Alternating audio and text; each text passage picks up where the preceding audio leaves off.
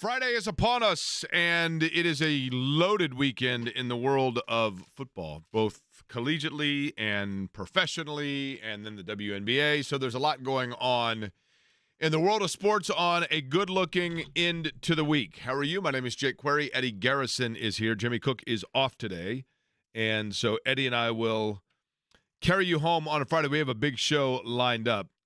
Kevin Bowen going to join us just about 30 minutes from now, and we will get into the Colts. I have a confession to make. Eddie, are you ready for my confession of the day? I'm fascinated on what your confession is. Thank you. It could be of anything. That is true. You never know, right, where it may come from. Happy Friday. How are you, Jake? I'm well, thank you. I am set to go to Milwaukee for the weekend. I kind of decided two things about today's show. Number one, it is Query and Company here on 93.5 and 107.5 The Fan. But as we know, Jimmy Cook is the president of the company. Now, Jimmy's kind of the guy that I think people that listen to this show know. Jimmy's more of the straight focus guy, right? Like Jimmy, if we were automobiles, Jimmy is one of those autonomous cars that you just program it and then it just drives, right? It stays in the center lane and it just drives, which is perfectly fine. I, on the other hand, am like an Indy car at the beginning of the race when it's warming up the tires and it's just going left and right and you kind of don't know. And I'm not saying it's an easy way to live, but that's the reality of it. So I figured today, since the training wheels from that are off, that you and I, Eddie, are just going to spend – it's a Friday. We're doing a Friday sports party today, right? That's right, Jake. We're just free-flowing. We're letting it all hang out. And I want to hear from people as well. And we'll play some get to know your listener. We'll have a fun show today. But there's plenty to talk about. And one of those things that we want to talk about, I've decided that now that I'm an older guy, that it's time for me to confess my sports sins. I don't mean like that I cheated on a golf score at one time, or I knew that I was out of bounds when somebody didn't whistle it and I didn't come forward and say that my foot was on the out of bounds. I don't mean that kind of sports sin. You weren't the guy in the commercial that said, "I touched it, coach. I touched it." Correct. I was not that guy. I was not the sportsmanship guy. No. My confession of my sports sin is this. My name is Jake Query. I'm 51 years old. I'm a native of Indianapolis, and at times I have the ability to sports obsess. I don't mean by that I sports obsess in the fact that I paint my face and tailgate for 2 hours before the game and potentially rip out a sink in the men's bathroom if my team doesn't win. I don't mean that. I don't mean that I sports obsess by wagering large amounts of money, perhaps even more so than I should, on different teams or analyzing different aspects of whack football so that I can wager on the late game. I don't mean sports obsess in that way. And I don't sports obsess in the fact of feeling like any weakness or shortcoming of my life is made up for so long as I am associated with, via my fandom, a team that is performing well. I don't sports obsess in that way either. But I do sports obsess in this way. Sometimes things enter into my brain, and unfortunately, it's not the things that I truly needed to allow myself to rank any higher than number 482 in the 1991 North Central High School graduating class. But things move into my brain, and they camp out, and then they start like paying rent, and then they belong there, and I can't get rid of them. And I start obsessing over nuances and little aspects of a game or a season or an analysis that I can't get rid of. And in addition to that, another weakness of mine, because that's a weakness of mine. I wish I wasn't that way, but I am. And I for years, I staved the temptation of confessing of my obsession. But now I'm more mature and confident in myself, so I am here to tell you that I am open about my obsession sometimes with the nuance that other people long ago let go. That's confession number one. And confession number two, and this is a big one for me that is difficult to admit, but I will admit it. Oftentimes, I see things a certain way and have an inability to understand how anyone else would see it otherwise. That's not to say that I think ill of them if they don't see it the way I do, but I see things as very black and white sometimes, and I'm like, no. Like, how do you not know this is the way it is? Because in my brain, I think that's the way something is, and I can't grasp that other people would see something differently. There's no gray area. So to point number one, I'm obsessed over something Chris Ballard said earlier this week. The Colts season's getting ready to get underway. They have, 9 days left, right? Before things get kicked off against the Houston Texans.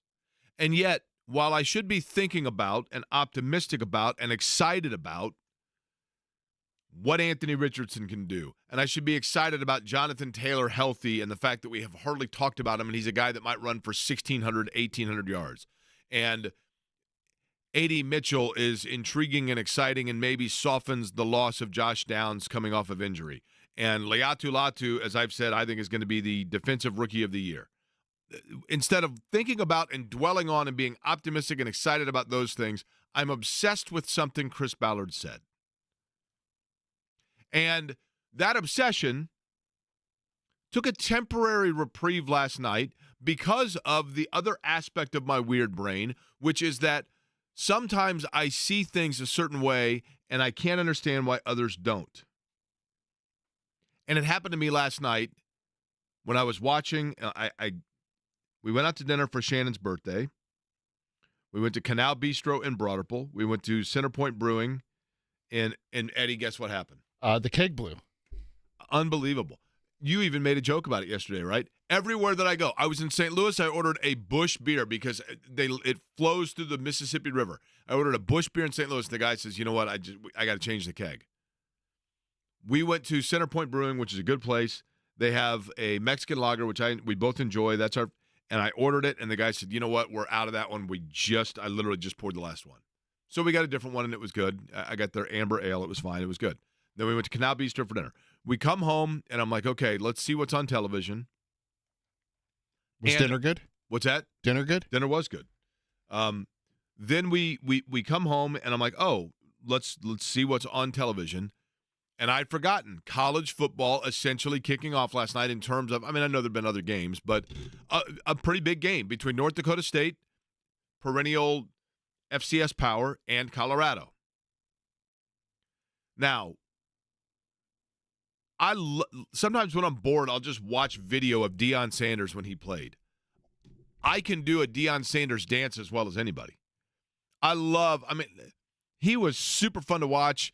He was absolutely in my wheelhouse of the people of influence from the time that he was a Falcon to Too Legit to Quit. I like Deion Sanders. I'm a fan of Deion Sanders, the player in particular, and the flash and the pizzazz. Deion Sanders was doing his thing at Florida State and then into the Atlanta Falcons when I was like junior, senior of high school, freshman year of college. Those are the prime times of guys emulating sports coolness and cliche, and he was all of that. Deion Sanders was a walking brand of pizzazz, right? Prime time, you name it.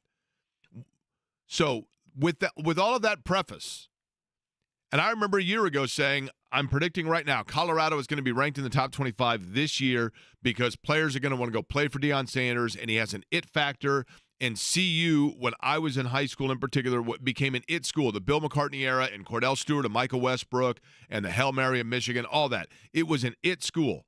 And I loved that Colorado, where half of my high school graduating class now lives, I love that Colorado was an it school all of a sudden because of Deion Sanders. I love all of it.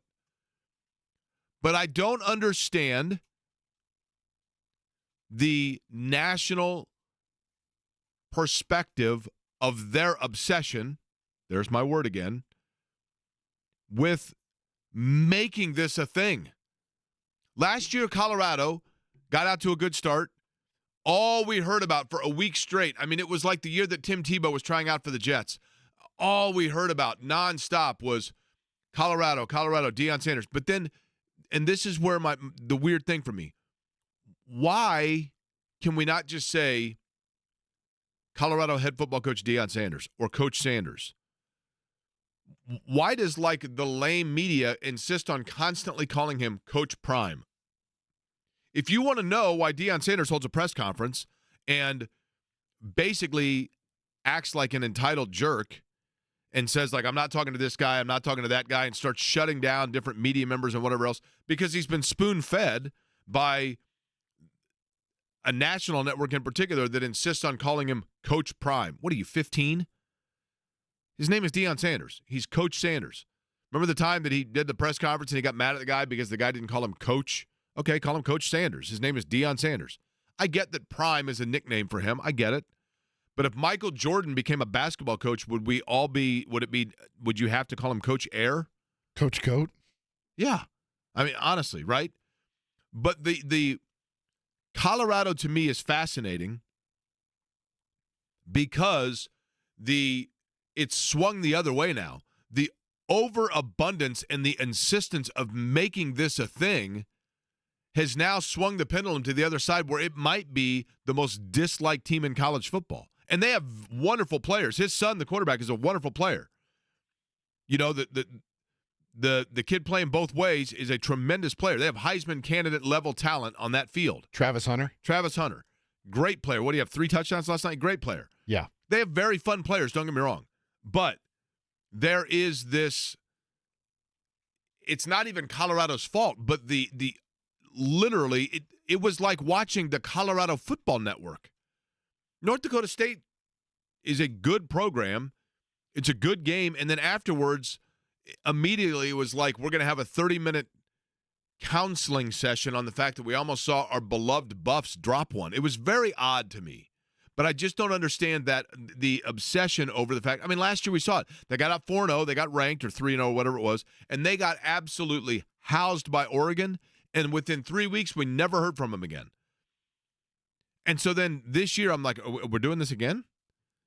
We're building it up. And although their schedule, because, Eddie, you don't realize, Texas and Oklahoma defecting out of the Big 12, I mean, their schedule, you look at it and you go, okay, they probably can win 8 games this year, 9 games. I have no idea how much talent they have on the roster, but they got some pretty good offensive players. That offense looked like, or the defense looked like it did last year, and it was bad at times against. And that's what's funny, because you're talking about a great defender that's the head coach, right? Yeah. I thought Shadur Sanders was phenomenal last night, just standing in there, taking hit after hit after hit. And I can see why NFL teams are a little bit infatuated with his skill set, but there are some things about him that I worry about personally. But I thought Sanders was good. I think he can extend plays for sure, right? Yeah, and then Travis Hunter, I think, is a top 5 pick, whether he's a wide receiver or a corner. No, I'd agree. I think he's that good. I'd agree with that. Now, let's go back to. So that's my one thing where I just can't grasp how people can't see it that way. Like when I say that I'm fatigued. Fatigued is the best word. I'm fatigued by the Coach Prime thing. And I like Deion Sanders. But the Coach Prime thing to me is just weird. And I'm fatigued by it. But let's go back to my obsession. Who's the biggest storyline for the Colts this year? It's Anthony Richardson. Who's the second biggest storyline for the Colts this year? It's Richardson Anthony. Who's the third biggest storyline for the Colts this season? It's AR. number 5. Correct. It's AR. Correct, right? The Colts are going to go this year as Anthony Richardson goes. And this is a franchise, and I'm not going to get into my 5 degrees of separation of quarterback carousel of the Colts franchise and how they're all intertwined with Stanford and the Broncos and the Colts and quarterbacks. I'm not going to get into that. I'm not going to recycle the same tidbits all the time. I'm not going to recycle my favorite factoid that the Denver Broncos have never won a Super Bowl without a starting quarterback who was not drafted by the Colts organization. I'm not going to get into that stuff. But we have seen in this town, since the Colts came to town, really we have seen 4 franchise quarterbacks drafted that played right away.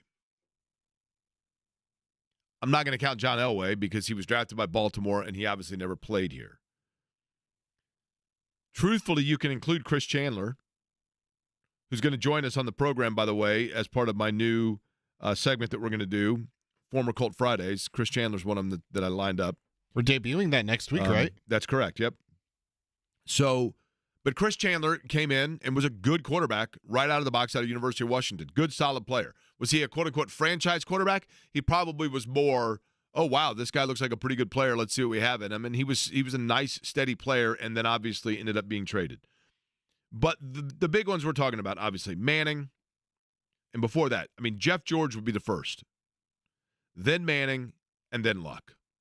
And now Anthony Richardson. Those four. Now, if you look at Jeff George,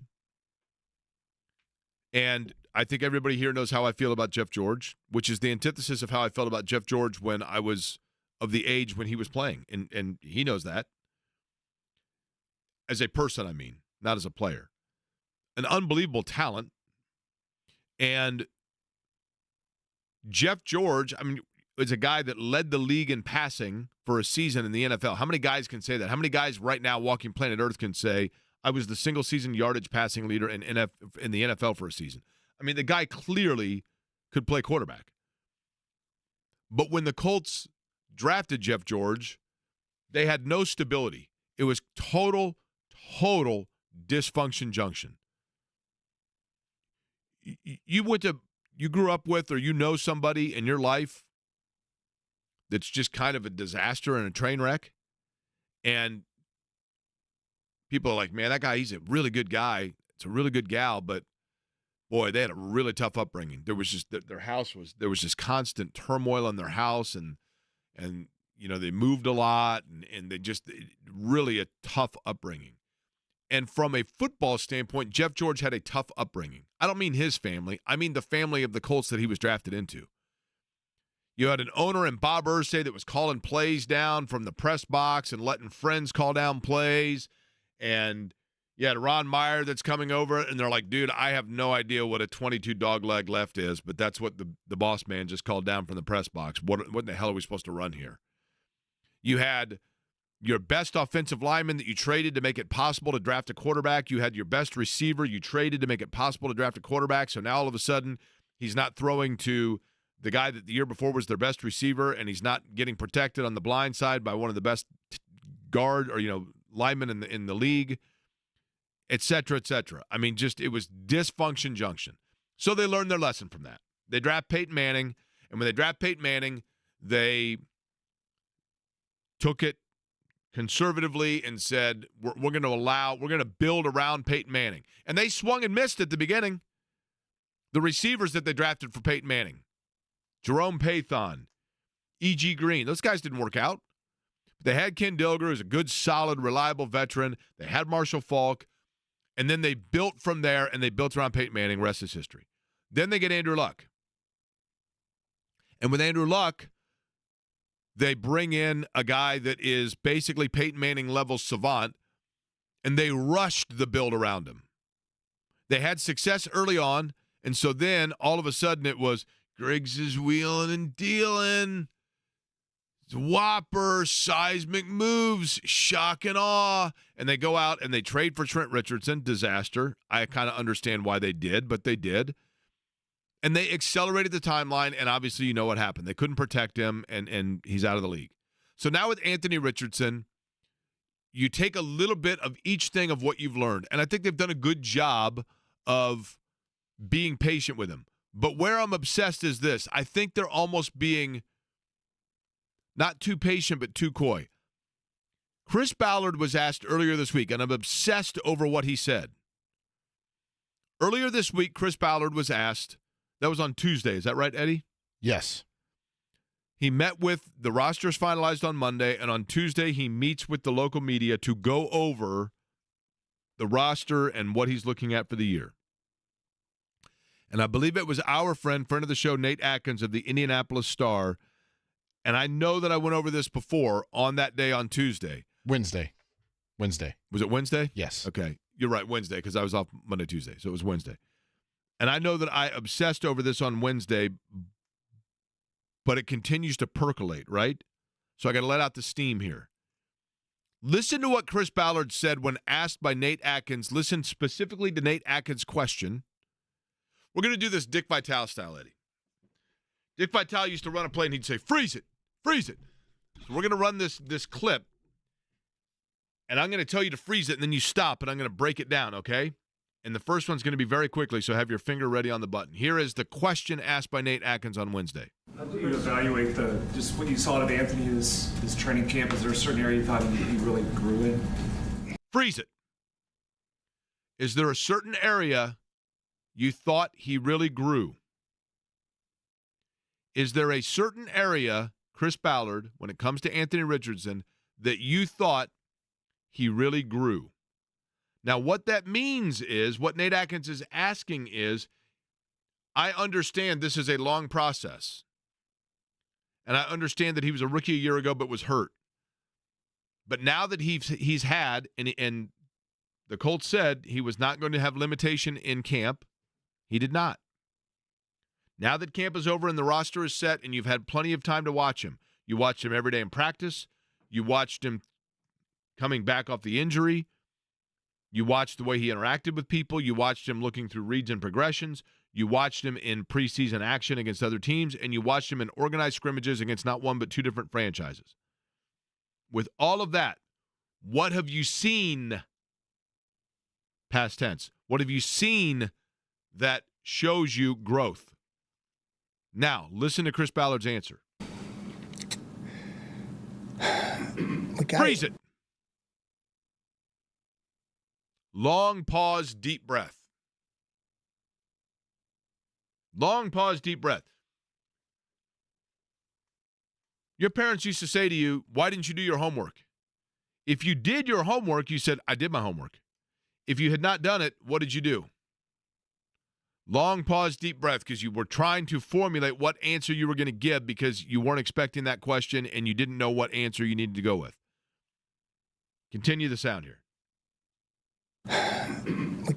The more he plays, the more he sees, the better it's going to get. I do think he will do a better job protecting himself. Freeze it. He's speaking in future tense. What have you seen? I'm not going to tell you what I've seen. I'm going to tell you what I hope I'm going to see. To me, I'm obsessed by that clip.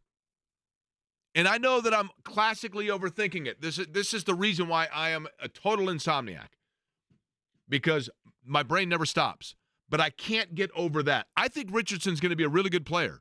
I think he's a unique player. I think he's a unicorn. I think he has a skill set like we haven't seen before. I think that he has and possesses potentially each of the things of the guys that I just mentioned. Jeff George had unbelievable arm talent. Cliche buzzword. But he could throw the ball 75 yards on a rope across his body. Unbelievable. Anthony Richardson's got the strongest arm. His arm is unreal in terms of how far he can uncork it. Peyton Manning had an ability to see a play develop before it developed. And Richardson has the ability, one would hope, to create things kind of in the same, a little bit different, but in the same sense. And Andrew Luck had touch on short passes, but also could tuck and run when he needed to. Richardson's working on the touch, but he can tuck and run when he needs to. He has a little bit of each. I think he's going to be a wonderful player. But I find it concerning that Chris Ballard, when asked what he has seen in terms of growth, couldn't give an answer of what he has seen, but rather gave an answer on what he hopes to see. And I am obsessed over that because if you really break that down, and yeah, you know what? I'm probably too Freudian. I'm probably overthinking it. I'm a classic overthinker. But I think it says a lot of exactly where they are. And this season, which is a season that I think is promising and is going to be fun, Chris Ballard said later in that same narrative that there are going to be highs and there are going to be lows. And I think that there is no greater evidence of that than the fact that he, when asked about it, cannot definitively say what he has seen to this point that he liked, but rather simply what I like so far is still figment of my hope and imagination. That's how I hear that. And I think we all know that it is still a work in progress. But to me, that is the ultimate reminder that progress and that work is going to take time and going to take patience. And it's going to test the fan base because you're going to have highs, you're going to have lows. And the highs are going to make you feel like it's all done and we're there right now and we're Colorado of the first 4 weeks a year ago. And the lows are going to be, wait a minute, we just got handed our lunch by Oregon and now all of a sudden we are holding on to any relevance left. That's going to be the challenge. Kevin Bowen joins us next. We'll talk about that and more on a Friday. Query and Company, 93.5 and 107.5 The Fan.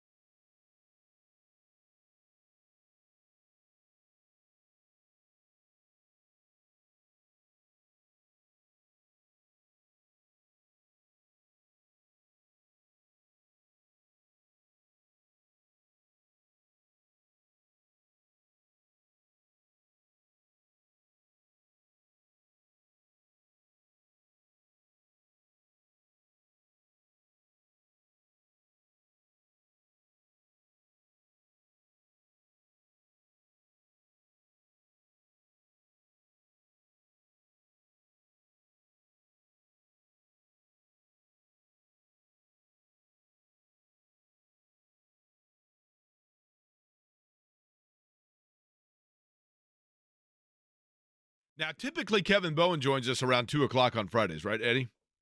That is correct, Jake. Now, Kevin, did he have other conflicts, and that's why he's got to join us early, that we're accommodating his schedule here? Or was it – I think it probably was more so this.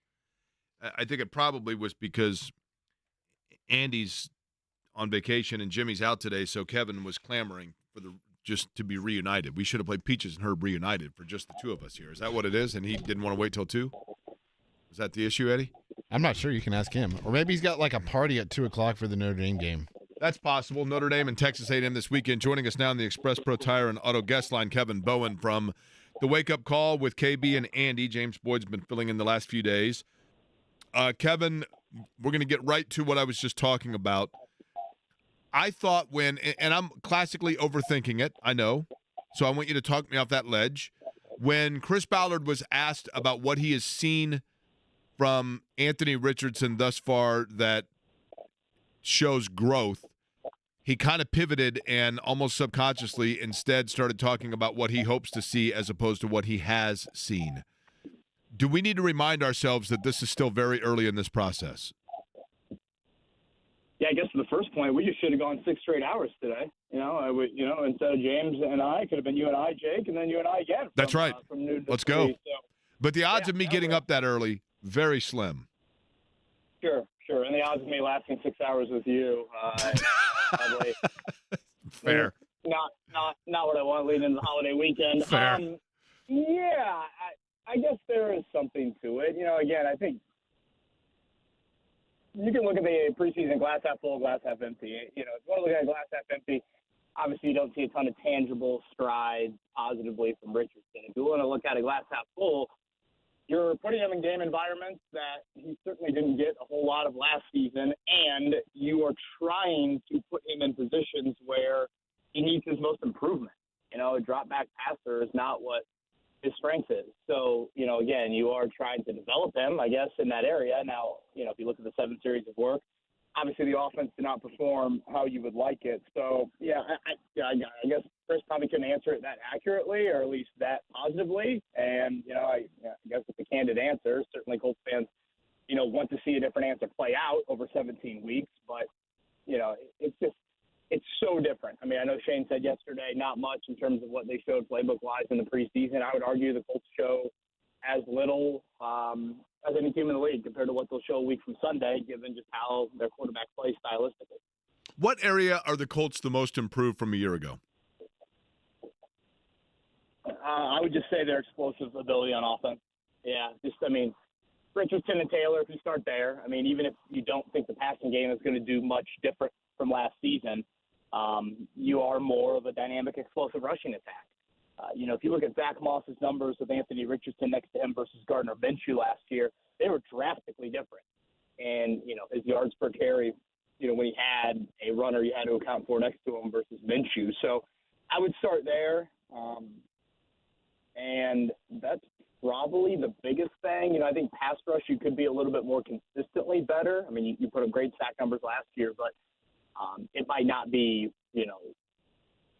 leaps and bounds better when you look at the end of the year. But, if they can just get more pressure in the fourth quarter, especially against quality quarterbacks, again, it might not look like a huge difference from 2023 to 2024, but that could be a huge, huge part of this team, because I think the schedule is going to be tougher, and I think the quarterback schedule is definitely tougher. Kevin Bowen is our guest. He joins us on the Express Pro Tire and Auto guest line. Kevin, and again, I'm not trying to pick on Chris Ballard here. It's going to sound like I am, but when he was answering, he does this each year. At the end of the cuts where he just kind of, a state of the team, if you will. He seemed to me to be more relaxed. I'll give him that. He still went back to the joke about you always getting on him about the receivers. But to me, he just seemed like a guy that was more resigned to the fact of, look, there are areas that probably need to be addressed, but I've got to do this like one by one, if you will. And the cornerback, I thought he gave decent explanation on the corners where he essentially said, I've got to find out what I've got, and the only way to do that is to let him play. Is that a flawed mentality going in? I think it's flawed because I think insurance needs to be there, and I don't think you have enough insurance at corner or safety. I get wanting to play youth. I get that there's an element of you've got to play these guys to see what you truly have, but I also think there is a time where if the answer is not working out, you've got to go to other areas. For example, they've held on, I think, a kicker a little bit too long at prior iterations of the Ballard era. this year they enter a season with a kicker on the practice squad. That is insurance at a position that has some question marks entering the season. So that's where I would push back on that. And, he certainly brings up, every team has weaknesses, every team has flaws, et cetera, et cetera. Not every team is sitting on $27 million in cap space to where it's head scratching on to why that insurance isn't there, whether it's quantity or quality. I mean, you only have 9 defensive backs. I would probably argue that is one of the smaller numbers Ballard has ever entered a season with. And then the quality of that group, again, to me, is not at that level that would make you feel super, super comfortable.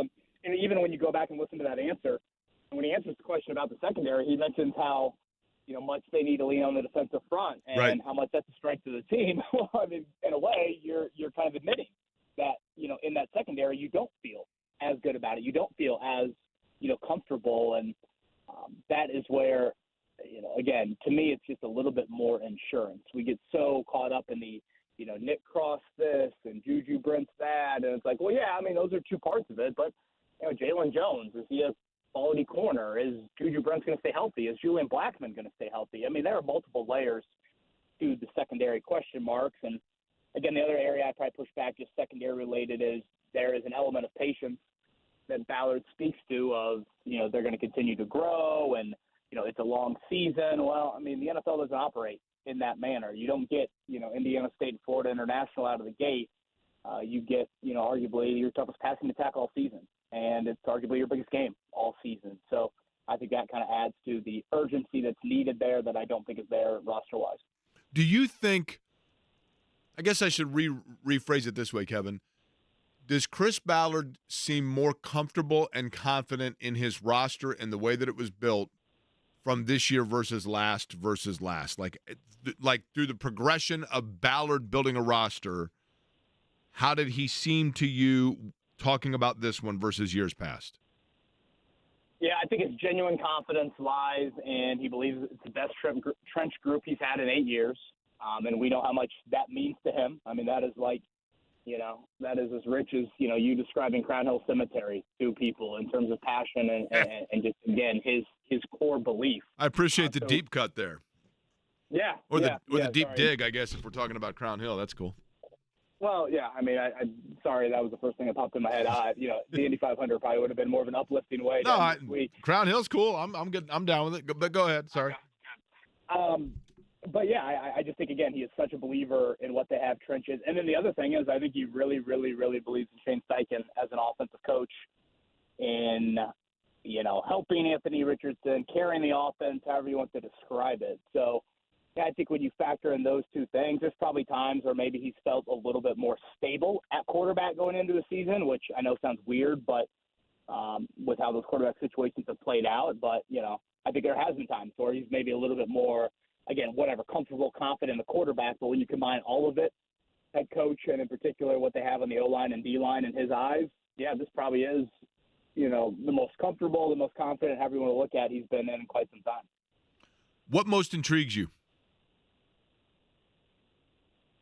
Well, Richardson's the obvious answer. I mean, I can't recall a time that I've been this curious, intrigued about a player, period, just because I think there's so much unknown with him. If I had to put that to the side, certainly Laiatu Latu. I mean, the Colts have only had, 2 double-digit sack guys since Mathis led the league in 2013, and that was, Eric Walden at 10.5 and Justin Houston at 10.5. So it's been a while since the Colts have had a rusher that you could potentially put in that upper echelon. And that's a big, big ask for a rookie rusher. But, there is some college evidence, and I think there's some early evidence that makes you think he could be one of the very few that, have had a double-digit sack season as a rookie. So I would say there. And just probably Taylor as well. I mean, there's so much saga around him. I mean, he was, earlier in his career, he's one of the best players in the league, bar none. And, last year he certainly had incredible individual performance in that season finale. I didn't think he did a whole lot around that. Part of it, I think, was injury-related. Part of it was quarterback-related. Does Taylor get back to being, one of the best backs in the league? Because, again, that can be such an important element for a young quarterback. So, those are probably some of the things that I'm curious about. Secondary, of course, as well. Kevin, to me, Kevin Bowen, our guest on the Express Pro Tire and Auto Guest line, to me with Jonathan Taylor, we saw it. I mean, you remember when we were doing the show together and Hard Knocks is here and the buildup of the New England game, and then Taylor was the knockout blow, right? He secured that game for them. Running backs like that can win you and salt you games. But can you win in today's NFL with having, if they have to do this, and I don't know that they do with Richardson. We don't know this yet. But if their offense has to be a Jonathan Taylor-made running offense of Taylor first, if they have to resort to that, can you win in today's league with that?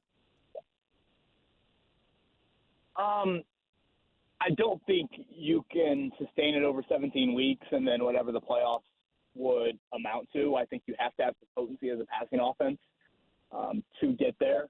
Obviously, people point a lot of times to, weather being poor, and there's a lot of AFC outdoor stadiums to where, you're going to have to lean on that run game. And again, there's certainly some validity to that. But I just think with how the game's officiated, with what they allow from a passing game standpoint, with how defenses, if they want to, and I think at times you've seen that with Taylor, if you truly, truly want to be committed to taking away the run, it can happen. So I don't think that can be the end-all, be-all. But I would say this, I think this Colts rushing attack could look a lot different even in the peak Taylor years. I mean, I would argue the last time the Colts have struck fear in an opposing defense and how they could very well with Richardson and Taylor, and just the multiplicity off of those two as runners, obviously Richardson as a thrower. I mean, this isn't your traditional, Taylor's at Wisconsin and, I formation and a bunch of 330-pound Wisconsin dudes paving the way. I mean, this is going to be a different-looking rushing attack, and there's going to be a lot of disguising pre-snap. And, again, there's a lot you can do off of that. So this isn't going to be as traditional as, Derrick Henry in Tennessee or even things like that. And, right now when you look at the league, I would say three dynamic running quarterbacks have three pretty dynamic running backs next to them. And Derrick Henry now with Lamar Jackson, and Saquon Barkley now with Jalen Hurts, and then, of course, Richardson. So, to answer your question, I would say no, but it certainly is a huge, huge help for a young quarterback. Hey, has your daughter, Kevin, two questions about your kids here. First off, is your son picking games this year again? Yeah, I just took the mini helmets out of the bag the other night. Yeah, we're gonna sell his body again to social media.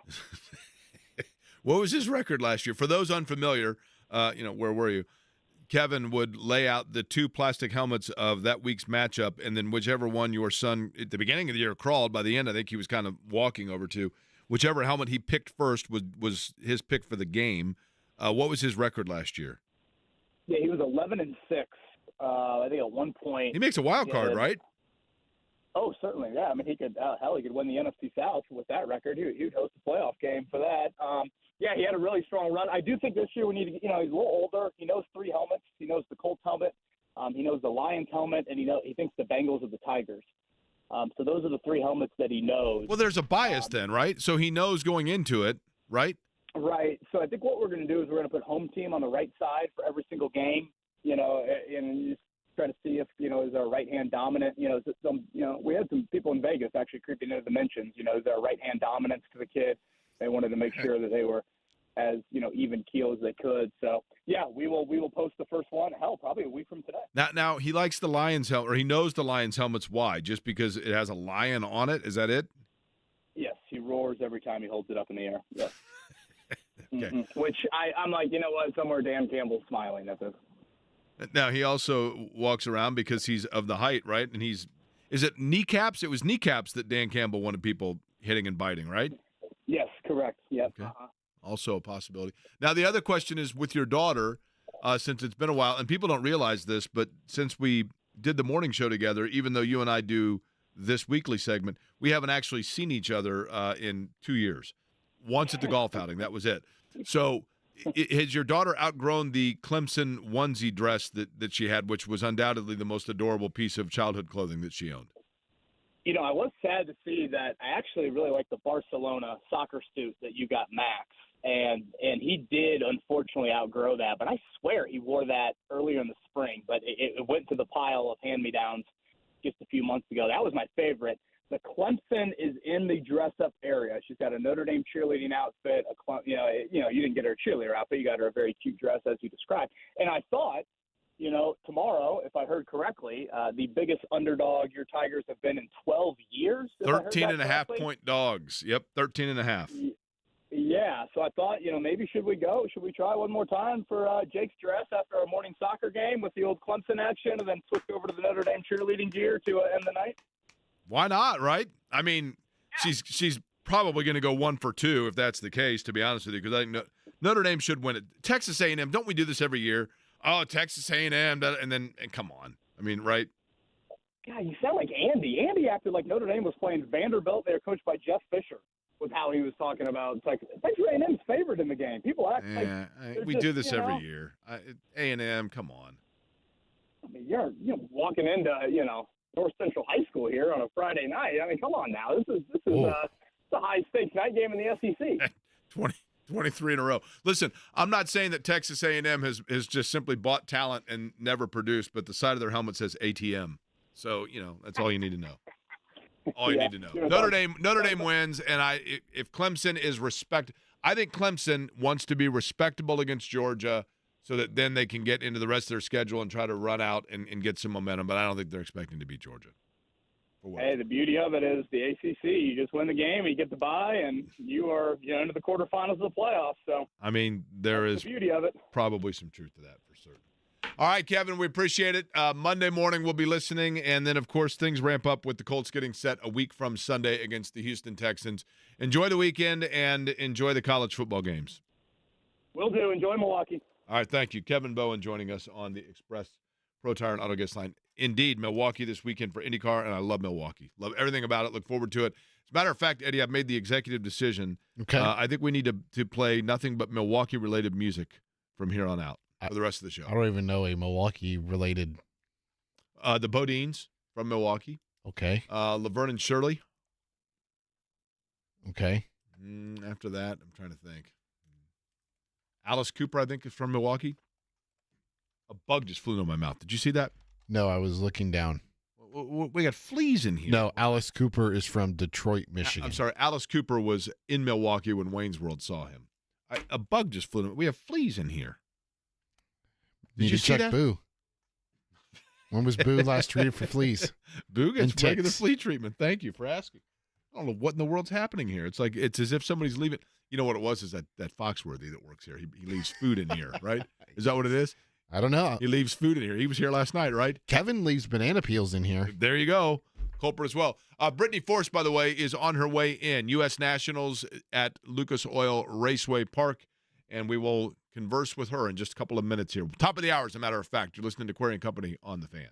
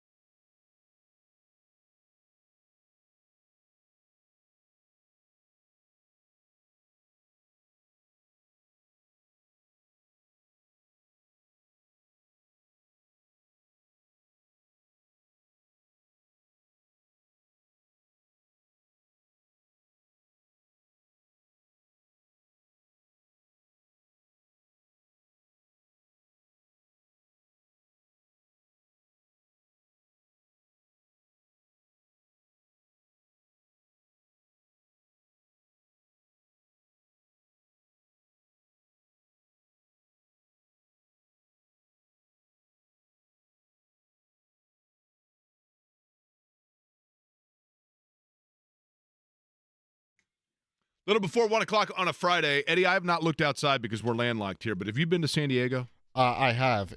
I don't know if you know this or not, but certain day it's like this 363 days a year in San Diego. It's 90 and humid?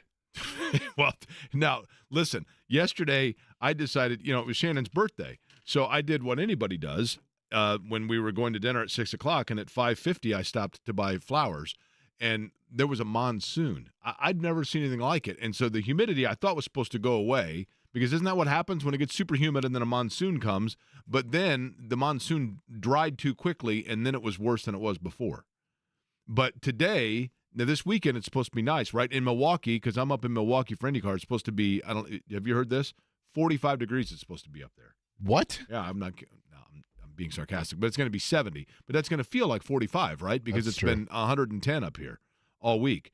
But I'm telling you folks right now, this weekend's going to be nice in Indianapolis. I said this yesterday, and I'm going to say it again today, and you're certainly going to hear me say it in just a couple of minutes. If you have never been, there are certain things in Indianapolis that you have to do, okay? You have to at some point, obviously go to the 500. Almost everybody's been to the 500, right? You have to at some point go to the Children's Museum. It's a rite of passage if you live in Indianapolis. One of the things that you have to do on Labor Day weekend is you have to go to the U.S. Nationals. Now, ideally, you go tonight because there's nothing like when the top fuel cars and everything are taking off down the line at night and the flames and the lights. It's unbelievable. But it truly is all the senses, because you can kind of smell the fuel burning, but you feel it. You obviously hear it and you see it, but you feel it. You literally feel it when the power of these cars and they take off. I'm not kidding you. I don't know anybody that goes just once, because you go and then you're like, holy cow, and you go back a second time. And in addition to that, there's literally no other sport that has the kind of access that it does for the U.S. Nationals and the NHRA. And this is like the biggest race that they have. It's the 70th anniversary this year of it. But you buy a ticket to go to it, and not only can you go and feel what I'm talking about, but then you can walk around, and the access that you get to see the way after every run they're taking apart the cars. And I don't know if you know this or not, Eddie, but they wax every single inch of the car. They have guys that just simply wax everything down. Not literally, but close to it. Wonder what the track temperature is for them. Hot, right? And sticky, right? Yeah. Because they got to make sure that the track is sticky. But one of those that's going to be involved in that literally comes from a royal family of racing, not only for her family, but also for her brother-in-law that's going to be racing in Milwaukee. So it all comes full circle, or in this case, comes straight line. U.S. Nationals, Britney Force is here. She's going to join us. We're going to talk about what it is that you have to see this weekend, and we're going to talk about it next.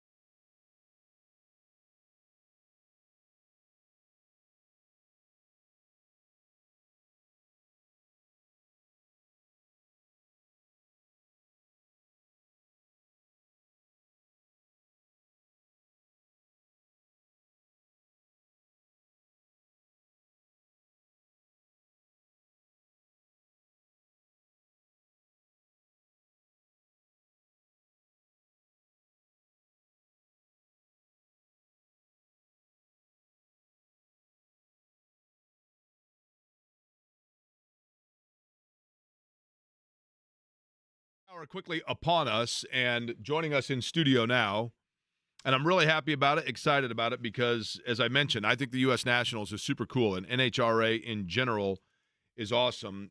The most famous name in the sport, and I'm sure Britney Force, you don't need to be told this, you hear it everywhere you go, I realize that, and you've got your own career going here in driving in the Monster Energy Top Fuel Chevrolet that you're going to be participating in this weekend, currently 10th in points. Your father, John Force, is a legend within the name, a legend within the sport, and his name carries a ton of weight. So I guess my first question, which you've only been asked probably 10,000 times, is what kind of pressure does that come with it, I guess, when you go to each and every track and everywhere that you go? Every weekend, no matter where we are, there's just an added pressure, whether it's coming into Indy, the U.S. Nationals. It's the biggest race of our season. The points reset, and we're currently sitting 10. So this weekend, our focus is hanging in there, making sure we secure a spot so we could fight for the championship.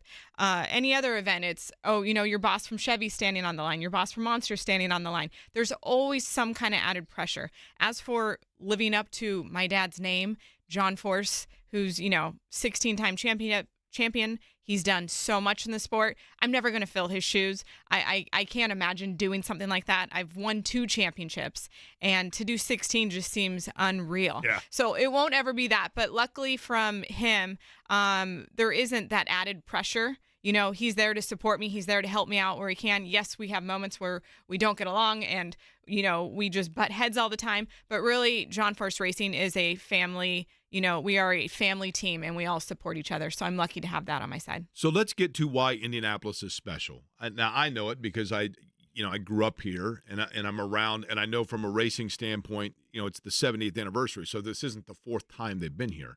There's a lot of history and heritage here. But the generic phrase that's always used is, this is your Super Bowl. Mm-hmm. But why is it that way? It's just a historical event. It's a very historic event in itself. I remember coming here. I remember, as a baby, like with my sisters, with pacifiers in our mouths, standing in the winner's circle. My dad had won the Big Bud Shootout. It's just always something extra in this event. 2 races in one. And this weekend, it's for funny cars. They're doing 2 events in one, and it's the kickoff before the countdown. So, there is a full lineup of cars. You have to fight to qualify just to get into the event, to compete in it. There's so many drags. There's so many funny cars this weekend. So it's definitely, more of a challenge. It's definitely way more difficult. But again, it kicks off the countdown. Now, the countdown itself is top 10. Am I correct in that? The countdown to the championship. You're right there on the line because you're 10th. So coming into it, I know that you want to win every event. But knowing how close it is there any thought to, okay, this is an event where we're not going to push over Razor's Edge? Because I hate to say conservative, but do you play it a little bit more conservative to maintain, or do you have to go for it with full throttle here? It's it's a combination of both, and that'll be something that, with my crew chiefs, David Grubnick, John Collins, and the whole Monster Energy Chevrolet team, we will kind of decide together. They involve, every single guy on this team in the decisions that we make in qualifying on race day. And really, there's going to be strategy. Like I said, first of all, our first goal is we qualify tonight, getting a safe spot where we're qualified, where then maybe we have a shot tomorrow and Sunday to really push the limits, test, see what we can get away with, what's too much, our car can't get down the track, but pushing for those high numbers to even move us up. But really, our first focus is a safe run down the racetrack that gets us qualified, midfield. We'd love to be top 5 before we go into Saturday. Do you have to look at the weather? Obviously, I don't mean the rain standpoint. I was talking a second ago about how, yesterday the air here was so thick, just gross, right? It sucks, quite frankly. But how does that affect the way that you are going to, how your car is going to respond to that when you are going, whether you are preparing for going through thick air or less humid air, and feel free to tell me that that's actually the dumbest question you've ever been asked. No, not at all. It's actually, that's a crew chief. That's David Grubnick. He'll go in, and it so much affects how these cars run, what you could get away with, better conditions, worse conditions, depending on track temp. Where's the temp at? How humid is it? Had it just rained? Is it going to rain? Just all that factors in. Cloud coverage. All of it comes into play on what we could get away with on the racetrack. My crew chief, he has the great thing is he could look at conditions today and pull up as closely as we can, whether it was Charlotte, whether it was Indy 3 years ago, and we ran in similar conditions. He'll find something to kind of base our first run off of to compare it to. Britney Force is our guest in studio. Again, U.S. Nationals taking place this weekend, and she's going to be in the Monster Energy Top Fuel Chevrolet running for John Force Racing. Now, I want to go back to when you knew that this is what you were going to do. And for people that are listening, maybe even kids that are listening that their parents have been really successful in a certain area and they're getting ready to go into that same line of work. How old were you when you knew that this was what you were going to do? Or did you always just kind of feel like it was a fait accompli that this is what you were going to do? No, I actually didn't. If you would have asked me this, in high school, college, if I would be driving a top fuel dragster, I probably would have told you no. Like, I loved the sport of NHRA drag racing, but I loved it from a spectator side. I did compete in the sportsman division, A-Fuel, Super Comp and A-Fuel for about 6 years, but I only competed, 15 events, 16 events in a season, so I wasn't super competitive. Also, I was going to school at the time, but I'd actually gone to school to be a teacher, so I got my teaching credential. I was an English major, and I kind of wanted to do both. I wanted to teach, and then on my summers off, go A-Fuel racing. And then I had the opportunity to test in a top fuel car, and signed me up, put me in that thing. And then when we rolled out to go climbing into it the first time, I thought, holy crap, what did I get myself into? This thing is so much faster than the A-Fuel dragster that I drive. These things go 330 miles per hour in less than 4 seconds. You're talking 11,000 horsepower. And I thought, holy crap, what did I just sign up for? And I remember driving out to the racetrack in West Palm Beach, and these clouds were coming in. I'm like, please just let it rain so I could get away, have one more day just to really think about it and really just dwell on it. And sure enough, the clouds went away, and I jumped in the thing, and I spent a whole year testing before I came out my rookie season in 2013, and really just learning to drive the car, learning to listen to it, understand the feels of it. If something goes wrong, how am I going to react? And I spent a whole year, and it was in Las Vegas, after I'd been testing for just a month and a half, 2 months, and I made my first full pass down the drag strip, because you work your way down. I did. I only went 60 feet. Then I, was trying to work towards half track, and it was Las Vegas, and I made my first pass all the way down the drag strip in a top hill dragster, and I got out on the other end, and I'm like, this is it. This is what I want to do. I know I just went to school for the last 6 years, going a different direction, but I knew in that moment that's what I want to do. I was hooked. I loved it. It's kind of like watching it, right? Because you watch it and you're like, okay, I get it. And I understand, Brittany, that there are probably people right now that maybe that are listening that have never been, and they're like, come on. But then once you go to it, you're hooked. You're hooked, right? Now, you were an English major at Cal State Fullerton, correct? Yeah. I was an English major in college, mostly because I had really no skills, and so I thought, well, I can read, so I'll be. I still can't read and spell half the time. So did you read all the books that we were supposed to read? Yes, I loved it. Who's your favorite author? Oh, now you're putting me right on the spot. Because we had to read a ton, right? I had to take British literature classes. That was a challenge. I did right? Chaucer. I did Shakespeare. Yeah. I did all that. A lot of Chaucer stuff. for sure. Mm-hmm. I liked Vonnegut, but that's because he's from Indianapolis, so I'm biased in that regard, right? And then I figured out that if there's one author that you could recite a lot, people just assumed you read a bunch of stuff. Uh-huh. So and a lot of those books that we were supposed to read, they had in movie form. Yeah. So you could watch the movie and then you could kind of get away. Actually, one of my favorite books, and actually a movie, which is crazy because usually if you love the book, you don't like the movie, was The Great Gatsby. Yeah, it's a great book, right? Yeah. Great book. And it's interesting. I was just telling somebody when I was in, and I know that The Great Gatsby takes place obviously in, fictional New York, but when I was in Detroit for IndyCar and I'm looking around, especially when we were on Belle Isle, I looked around and I'm looking at all these homes from the 20s and 30s, and I'm thinking, if you close your eyes, you can see what the Great Gatsby lifestyle was in that time, right? Mm-hmm. It's kind of a majestic thing that you can get caught up in for sure. But so what things, when you look back on the things you learned when you were going to be a teacher and those things, do you apply today in what you do, if at all? Yes. Actually, I'll go back. Langston Hughes. Oh, yeah. One of my favorites. Yeah. So how do you relate like an English major to what I'm doing now? I always try to find, there's got to be something in there.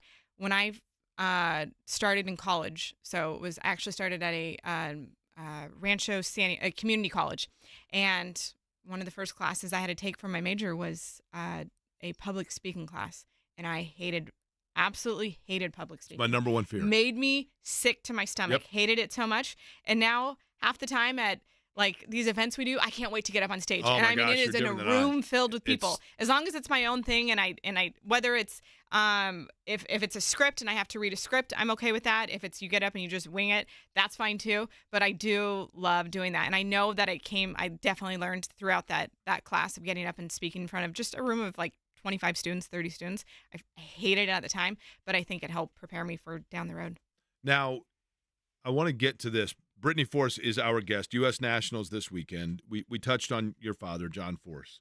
And, you know, he was involved in a terrible crash earlier this year. And it was a fascinating thing, Britney, and I don't mean to trivialize it at all. But when, you know, I remember, and I can't remember what event I was at for IndyCar, but I travel with IndyCar. And so I'm at an IndyCar race, and I see the video, like everybody did. And I see your father getting out and kind of acknowledging, and I thought, oh, goodness, thank goodness, right? He's okay. And yet, neurologically speaking, we never know how somebody can be impacted. And I know that it's been a long journey. I can applaud your family for keeping people abreast of what was going on, but also having to have that privacy. Mm-hmm. How challenging, first off, was that dichotomy of there is public interest in the health of my father, but at the same time, privately, we have to work through this. It was a really tough thing because, like you said, when he wrecked, I was taken down to the ambulance, in the ambulance with him. He knew his name. He knew my name, which he gets wrong half the time. He calls me Ashley Courtney Age or somebody else. And I'm like, okay, he knows my name. You could tell he'd been hit hard. You could tell he was out of it. And he was counting to 100. And the ambulance, the people in the ambulance were like, why is he counting? I'm like, he's just, he's checking himself, that he can move his arms, his legs. He's counting to 100. So he looked pretty good from where I was standing. But what I learned in the hospital, I mean, we learned so much in all these hospitals we were in over the last, for an entire month. But the brain, I always thought when he had a traumatic brain injury. So when you have a brain injury, I always thought it's that initial hit. So when he hit the wall and then he hit the wall again, that was the brain injury. But they say that it's actually still happening. So it didn't make sense how I saw him in the ambulance. And then when I went into the hospital and he was in a coma with a tube down his throat, I was shocked when I walked in there and walked into that. Was not expecting that at all. But I guess the brain damage was still happening. So it really was. For me, I'm very private. I like to, it depends on what scenario. But for my dad, he's not there. He wasn't at the moment there to tell us, okay, this is what I want to put out. He was in a coma for 5 days. And I'm very private. I want to protect him. I don't want anyone to, see him in a vulnerable moment. Sure. So I wanted to lock everything up, but it also wasn't fair to, we have these fans, these people that have following him, and they're not just being nosy, but they care. They care. They want to make sure he's okay. And then just other drivers who, is he okay? My buddy, like, I want to see if he's okay. So it was really difficult finding that, line where it was, we have to put something out, but we still want to keep it private, but we want to give the fans some kind of information, something out. So it was tough, but it was a family decision. All my sisters, my mom, everybody flew in, to the hospital in Virginia, VCU, and it was kind of a family decision we made. The thing about it, and I know that you know this, but to fans, I mean, there's a reason why he's doing television shows and he is such a magnetic personality. I mean, I'll never forget the first time that I'll say met, but it was rather just interviewed. But that's the thing about him that is so special and unique. As I go up working for a local television station here in Indy with a microphone on a practice day for the U.S. Nationals, and just to do a quick interview with John Force, and after 5 minutes, I feel like I was the best man in his wedding, right? Mm-hmm. I mean, he's and his energy level. I mean, you want to talk monster energy? I mean, his energy level is unbelievable, right? So he's this larger-than-life personality. Mm-hmm. And so that guy can't be involved in an accident. That guy can't be slowed down. Mm-hmm. And here it is. So it was surreal for people. Mm-hmm. How much for you was it surreal, and how much was it a reminder of the fragility, not just of what you do, but of life in general? And did it make you second-guess your career? Yeah, there definitely were, moments of it where it's, seeing him in the position he was, it was really tough. Even after 5 days, when he woke up, we had battles up and down. You'd finally get, you'd make progress in one area, and then there would be a struggle in another area. And it was just this up and down roller coaster for a while. But again, having family to lean on, definitely made it easier. And I forgot what your initial question was. Well, just did it make you, for yourself, Yeah. second guess, gosh, do I want to do this? Yes, I mean that idea does pop in your head, but it was kind of a thought I already had before I got into the seat years ago. Even before sportsman racing, before my rookie season in 2013, that I know what our sport, what we're doing, and I know you can get injured, you can get hurt. That's just what comes with the territory of NHRA drag racing. It is out there, and I've been very fortunate. I had one terrible wreck in 2018, but I bounced back pretty great, no issues, no problems. But it's just, again, it's something you have to accept. And for me, it's looking at my entire career. Yeah, I had that terrible wreck. My dad obviously has had this terrible wreck. He had another one in 2007. And it's for something I love so much. All the years that I've done it, the years I've grown up in the sport, are you going to let two, yes, terrible incidents, accidents, outweigh all the pleasure you had everywhere else throughout the sport? And so for me, that's where I was ready to, after I wanted to see my dad awake and, tell me, go get in that race car again, before I flew out to, it was Seattle was the next event I was at. I didn't go to Norwalk. I stayed in the hospital with my dad. We weren't ready to go there yet. And, but I was ready to get back. When I got back in the seat, it felt good. Okay, lastly, and then I want to get to the seat and how it's going to feel this weekend and what you're anticipating. But how is your dad now? What is a day-to-day like right now for John Force? He's great. He's finally back home in his element, which is so great. He's living out of the hospital has got to be miserable, where you're locked up. You can't go anywhere. And he's John Force. He doesn't want anybody telling him what to do. And for a month, it was everybody telling him what to do. So to get him back home, where he could go into the, your Belinda office and get back to work. And he's doing a lot of physical therapy, Right. speech therapy, physical therapy, and occupational therapy. So he's still doing that very heavily. So he has this window, and they say once you're at the year mark in that window, you're not going to really see much progress. This is one doctor, a handful of doctors take. So once you get to that year, that's kind of, where you will be at for the remainder of your life.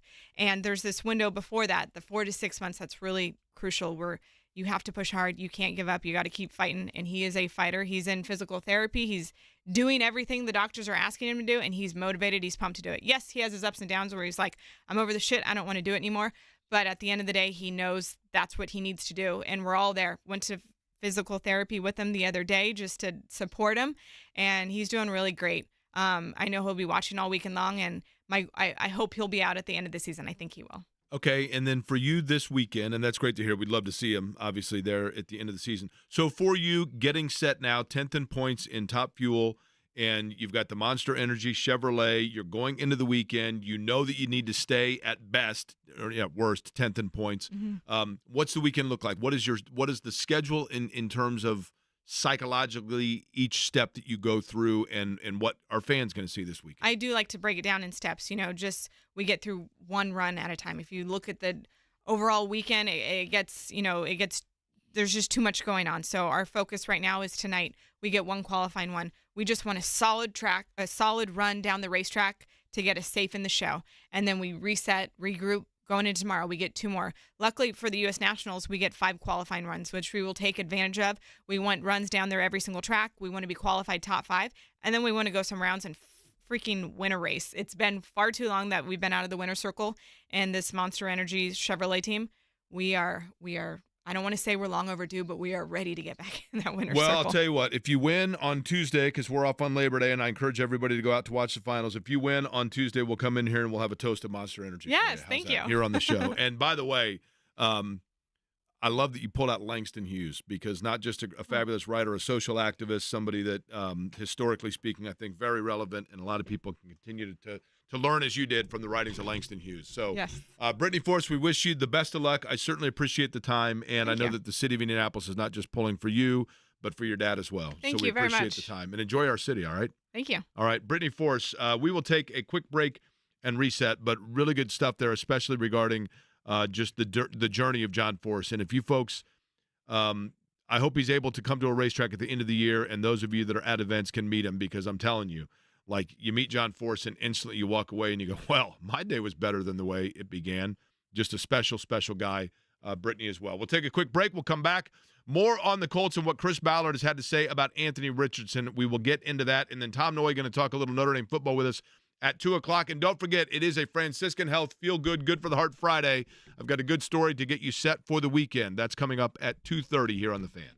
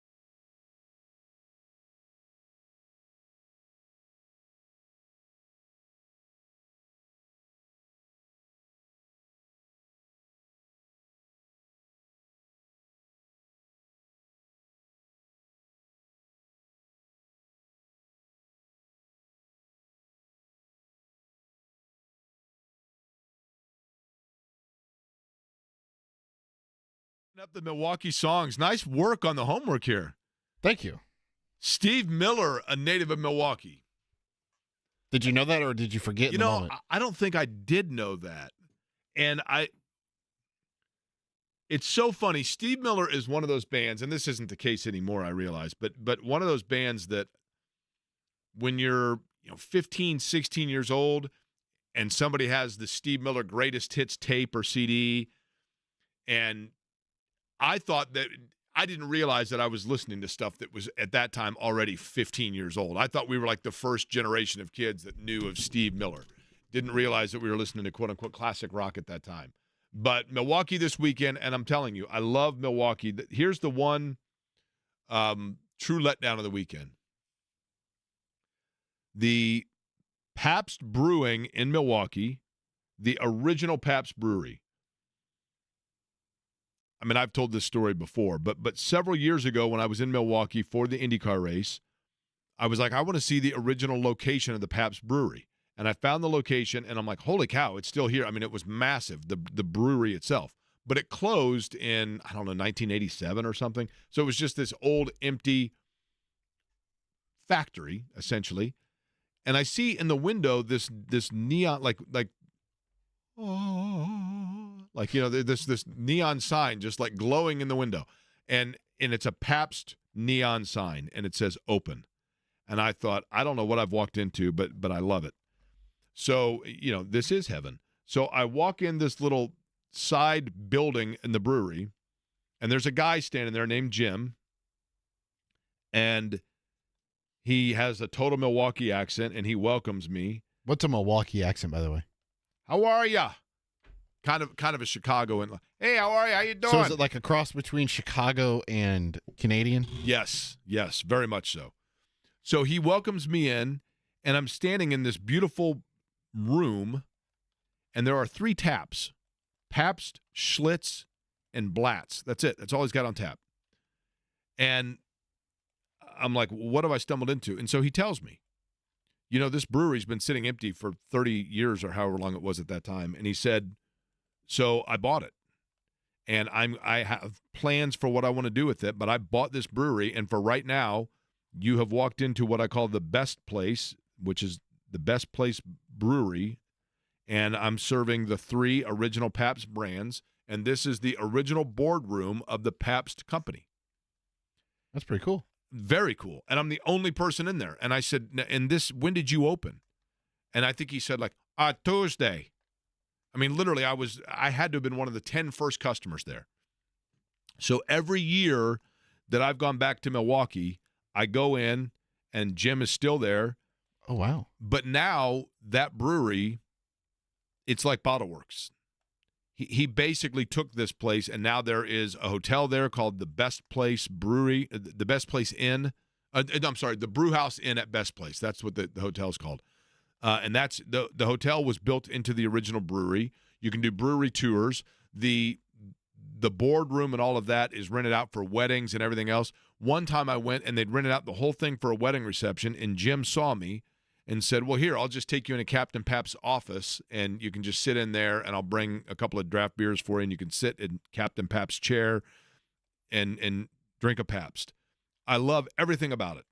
It is literally, it's like the little things in Indianapolis that make Indianapolis special and unique that I love. That's my place in Milwaukee.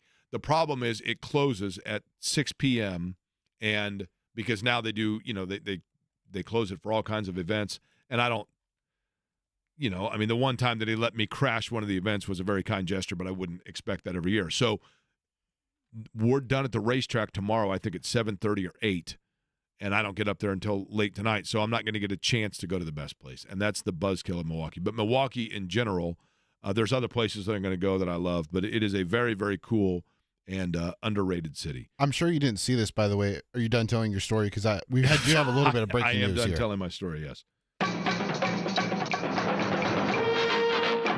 While you were talking to Britney Force, ESPN's NBA senior insider Adrian Wojnarowski, Indiana Pacers guard T.J. McConnell has agreed on a 4-year, $45 million extension. I have said, and I know that we're going to get into the Colts and Anthony Richardson in the program today as well still. Kyle Neddenriep going to join us in just a couple of minutes. But because of that breaking news, I'll pivot to this point. I have said, and I know John has as well, certainly the two of us, but the one thing that I've been adamant about is that T.J. McConnell would finish his career as a Pacer. And in my opinion, T.J. McConnell will continue his career as a Pacer employee. He will absolutely finish his playing career here, and I think he then stays with the organization in some capacity, whether that's assistant coach or in the front office, I don't know. But Kevin Pritchard, at the beginning of not last season, it might have been 2 years ago, but Kevin Pritchard did kind of a Q&A with the local media, and I was standing there talking to him, and him being Pritchard or Pritchard. Okay. And I could just tell that in that conversation, and it was a private conversation, but an on-record conversation. So in other words, Kevin Pritchard I knew wasn't going to say anything to me that he did not expect or would have an issue with it being public.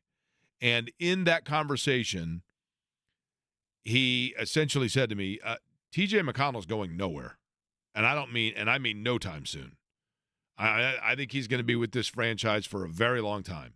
And I could just tell. I could read the tea leaves. I've done it long enough that he was saying exactly that. And Derek Schultz said it best about T.J. McConnell last year, where about midway through the year, Derek sent a tweet, and I'm paraphrasing it, but I thought it was perfectly said, where he said, it seems like every year we do this where we assume that we've seen the last of T.J. McConnell, and every year he plays his way right back into our conversation. And it's true. He not only plays really well, but at this point, he's on the radar. People know who he is. They're expecting him. He's in the scouting report, and yet he finds ways to create and make plays. And I've always said he's the best I've seen of late in the NBA at understanding angles. He knows the passing angle to get the ball where it needs to go that nobody else realizes. He knows the angle to get himself into the open lane. Again, rinse and repeat on this play. T.J. McConnell has ball. T.J. McConnell drives to baseline. T.J. McConnell drives along baseline.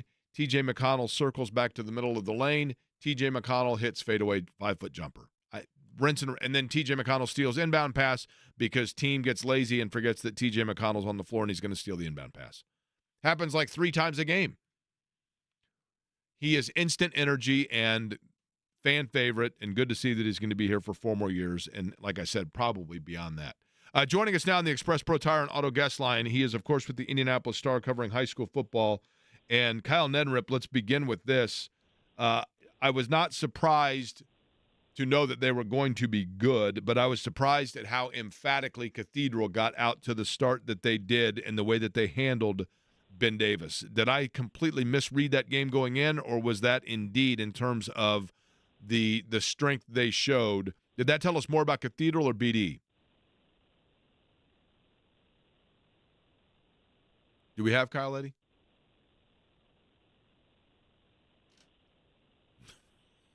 Eddie, do you want to act like Kyle and answer my question, what you thought? I'm just telling you, like, I didn't see the game. I was I'm trying to think of where I was last weekend. Oh, I was in Portland, but I saw the score. So, Kyle, I don't know if you got that. Cathedral BD, did we learn more about Cathedral or Ben Davis? Yeah, sorry, I had my phone on mute for some reason, but yeah, that was a game where, that was a game I had last week, and I was really impressed with Cathedral. I thought they came out and, you kind of look back at that game, or I did later, and Ben Davis missed an open Mark Zachary early. I think it was the second play of Ben Davis's offensive night, and just barely missed him. He was open by 10 yards, and not to place blame or anything. Those things happen, but you do wonder, do they hit that touchdown? How much that game changes? Just from the standpoint of jumping on top early, but. Ben Davis did not score an offensive point, which I would have not ever guessed that to happen on Friday. And that speaks to Cathedral, I think, and the defense they played. And really, had a huge fumble return for a touchdown. Kyle Harden went 86 yards right before halftime. Looked like it was about to be a 4-point game. Instead, it swings the other direction. And, Cathedral just really ran the ball well, almost 300 rushing yards. They played great defense, obviously.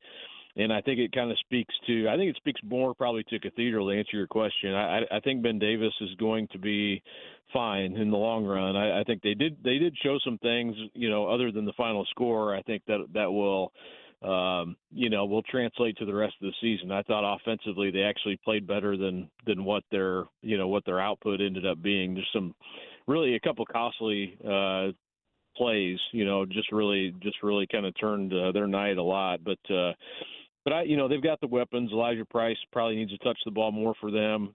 Obviously Mark Zachary is going to be a big part of their offense. They have good pieces. And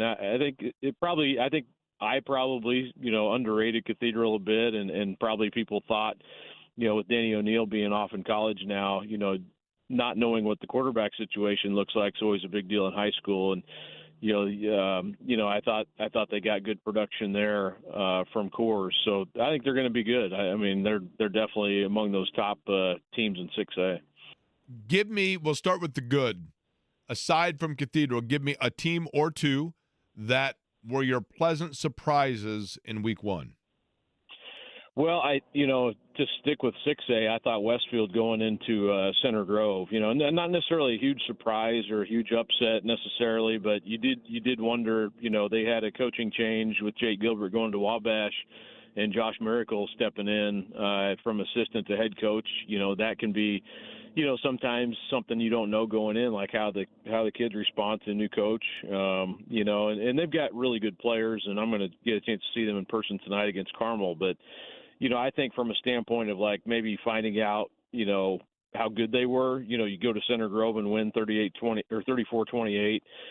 Impressive, very impressive opening win, I thought, for Westfield. So we'll find out more about them tonight, I think, with a Carmel team coming in that's really good, and I think better than they've been the last couple of years when they've lost a couple of games to Westfield in the sectional. So I think they're definitely one that sticks out. That was kind of a maybe a little bit of a statement, from the standpoint of finding out a little bit about who they were.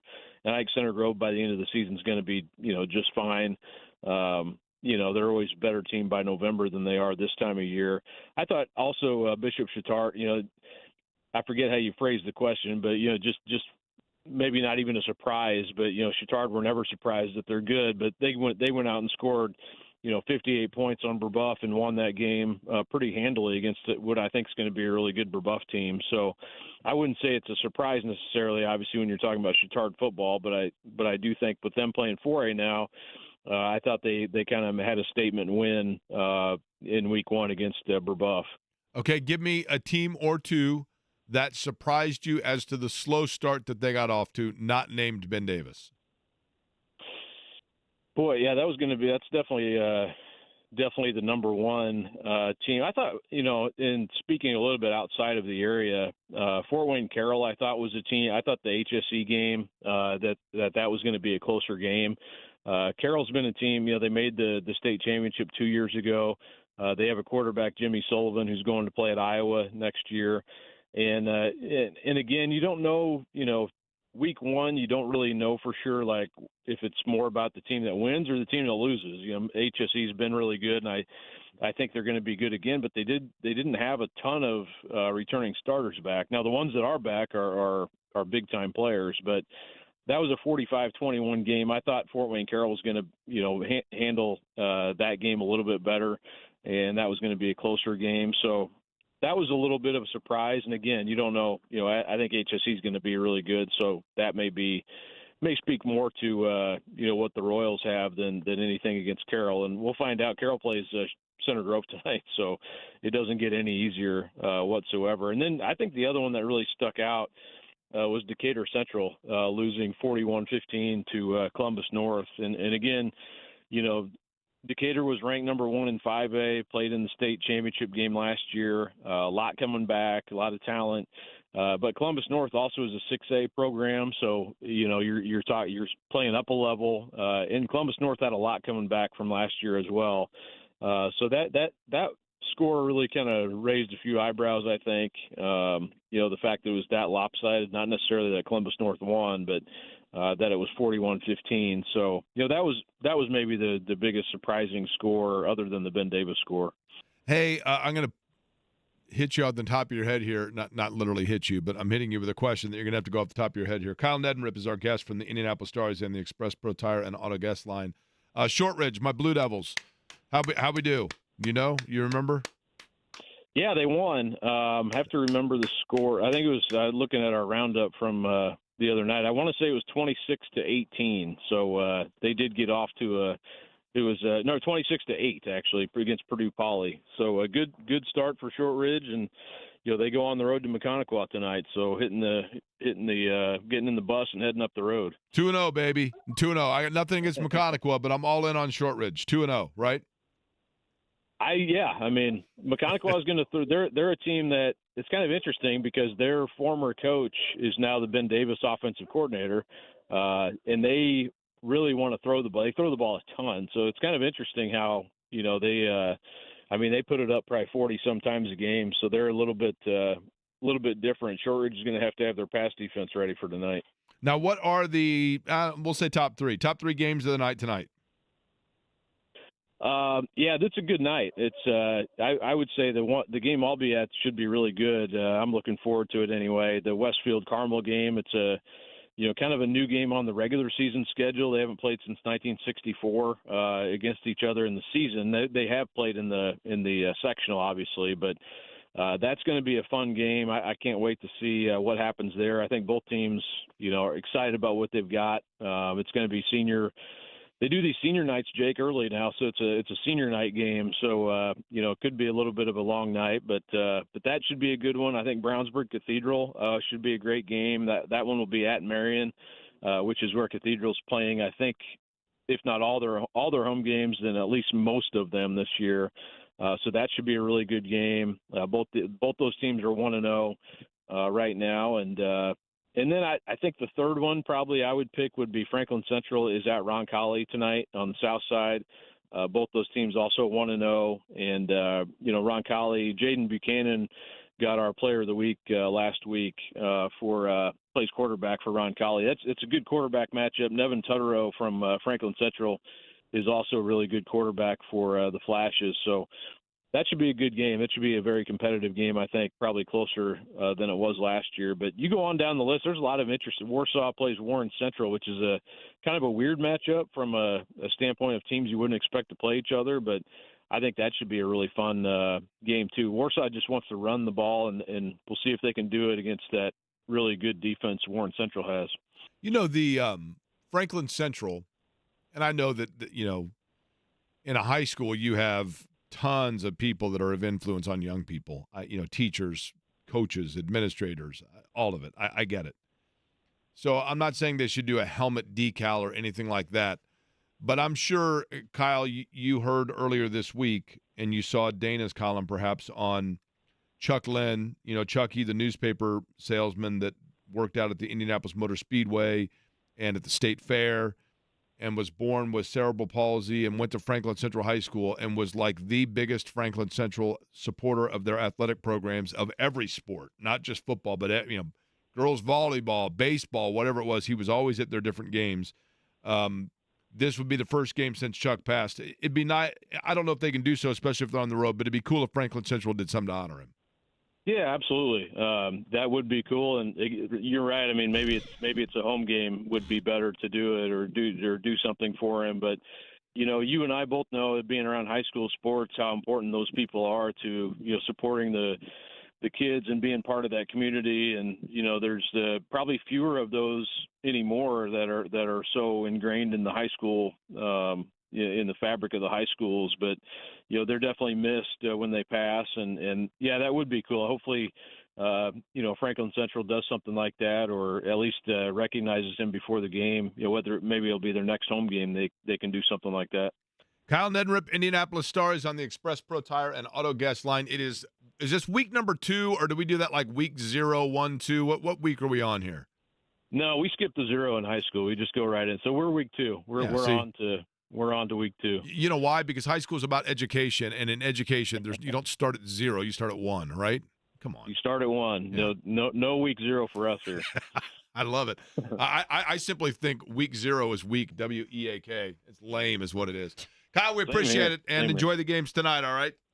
You bet. Thanks, Jake. Kyle Neddenrip of the Indianapolis Star. I'm telling you, I do love Friday Night Football, and I love – now, Eddie, do we have anything to give away? I'm feeling generous. We don't have anything to give away. No, we do not. When it comes to high school athletics, and I have revealed this answer before. Outside of our entertainment and education, Jake. We have nothing to give away. We educate and entertain. And by the way, I was very impressed that Britney Force dropped the Langston Hughes on us.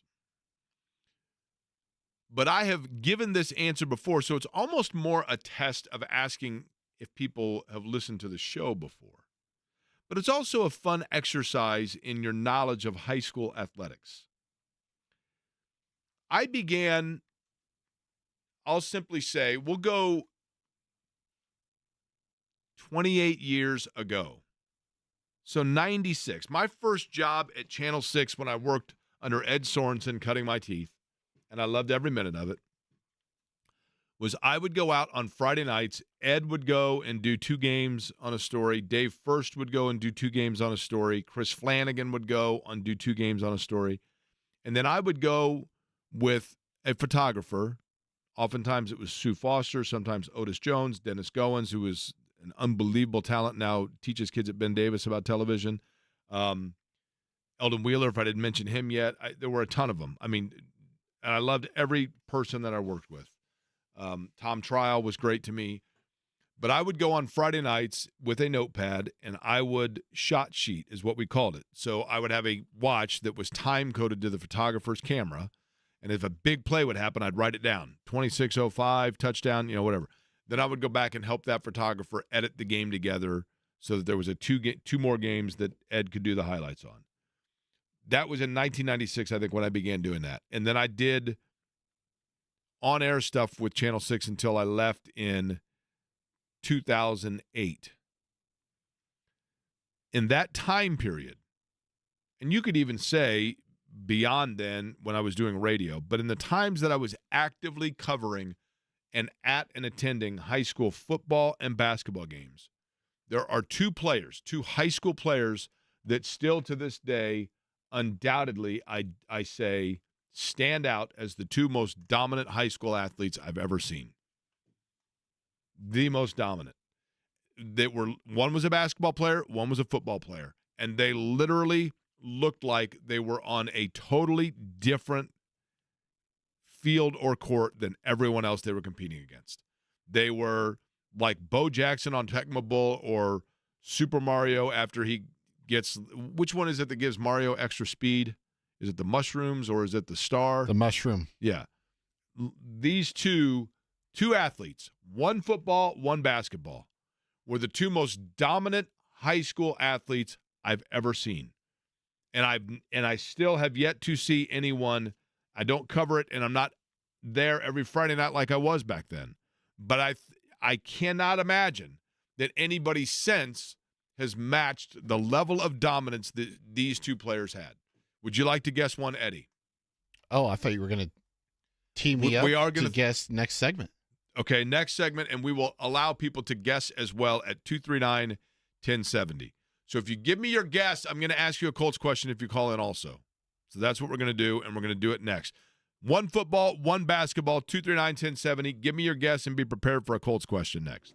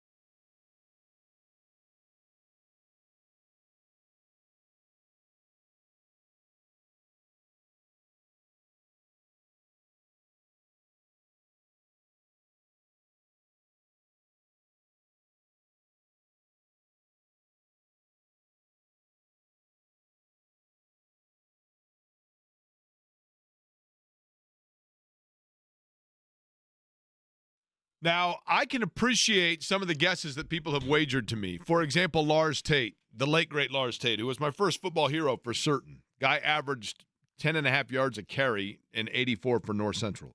Actually, technically 83. But that was well before my time.